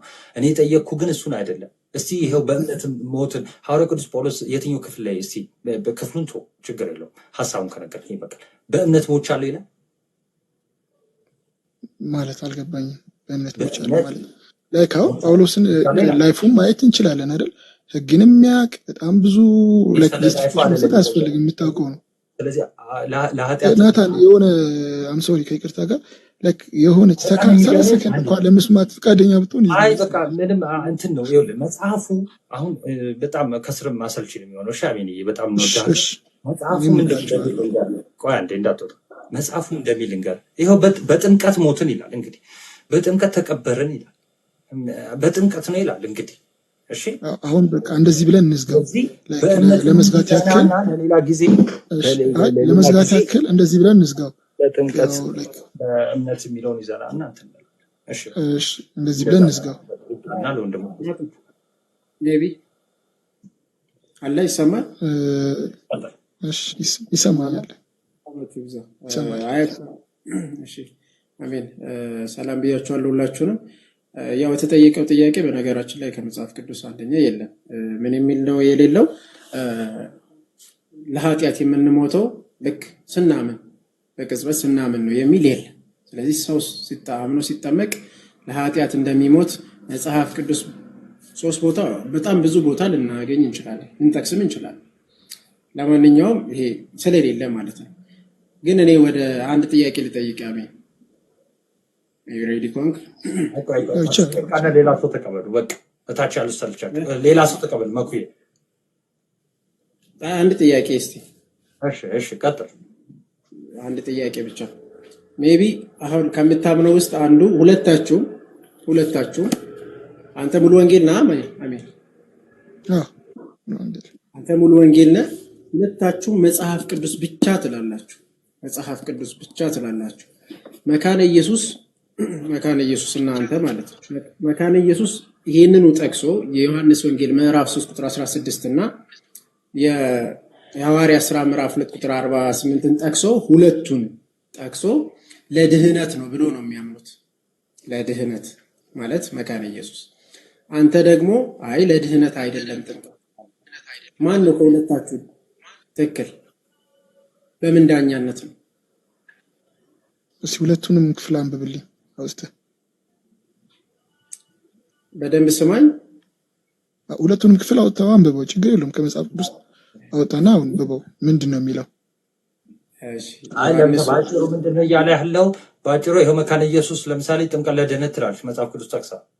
አሁን ለምሳሌ አንተ ጥምቀት ለድህነት አትልም። ማነው ትክክል? ሁለታችሁ መጽሐፍ ቅዱስ ብቻ ትላላችሁ። እኔ ማምነውን ልንገርህ። አሁን እኔ ማምነውን መካነ ኢየሱስ ያዙ። ማን ነው ትክክል? አሜን። ቀጥታ መልስልኝ። ማን ነው ትክክል? መካነ ኢየሱስ ሙሉ ወንጌል እንድል አይደለም ኤክስፔክት እያደረክ ያለው። አይ ቲንክ ማን ነው ትክክል? ኦኬ እንዴ እንደዛ ካልሆነ ሁለቱም አንዱ መጽሐፍ ነው የያዛችሁት። ጥምቀት ለድህነት ብላ ታምናለች፣ አንተ ደግሞ አታምነው። ማን ነው ትክክል ከእናንተ ከሁለታችሁ? እኔ የማምነው ሙሉ ወንጌል የሚያምነው እስከዛ ድረስ ያሉት አጠገብ የሚያሉ ፕሮቴስታንቶች የሚያምኑት ክርስቶስን እናምናለን። ከዛ ሞቱን በሚሞት ሞት ትንሣኤውን በሚመስል ትንሣኤ እንተባበራለን። ጥያቄ አሜን። ታምናለህ አንተ ለድህነት ነው ብለህ ታምናለህ? አሜን። እኔ አላምንም። መካነ ኢየሱስ ያምናሉ። ሁለታችሁ መጽሐፍ እኔ የራሴን ነው የማምነው እኮ። ማን ነው ትክክል እኮ? ይሄ ነገር እኮ አይቶልጂ እኮ እኔ የራሴን ነው የማምነው። እኔ አምናለሁ ክርስቶስን በመጀመሪያ፣ ከዛ ደግሞ ክርስቶስ ያስተማሪ መንገድ አለ።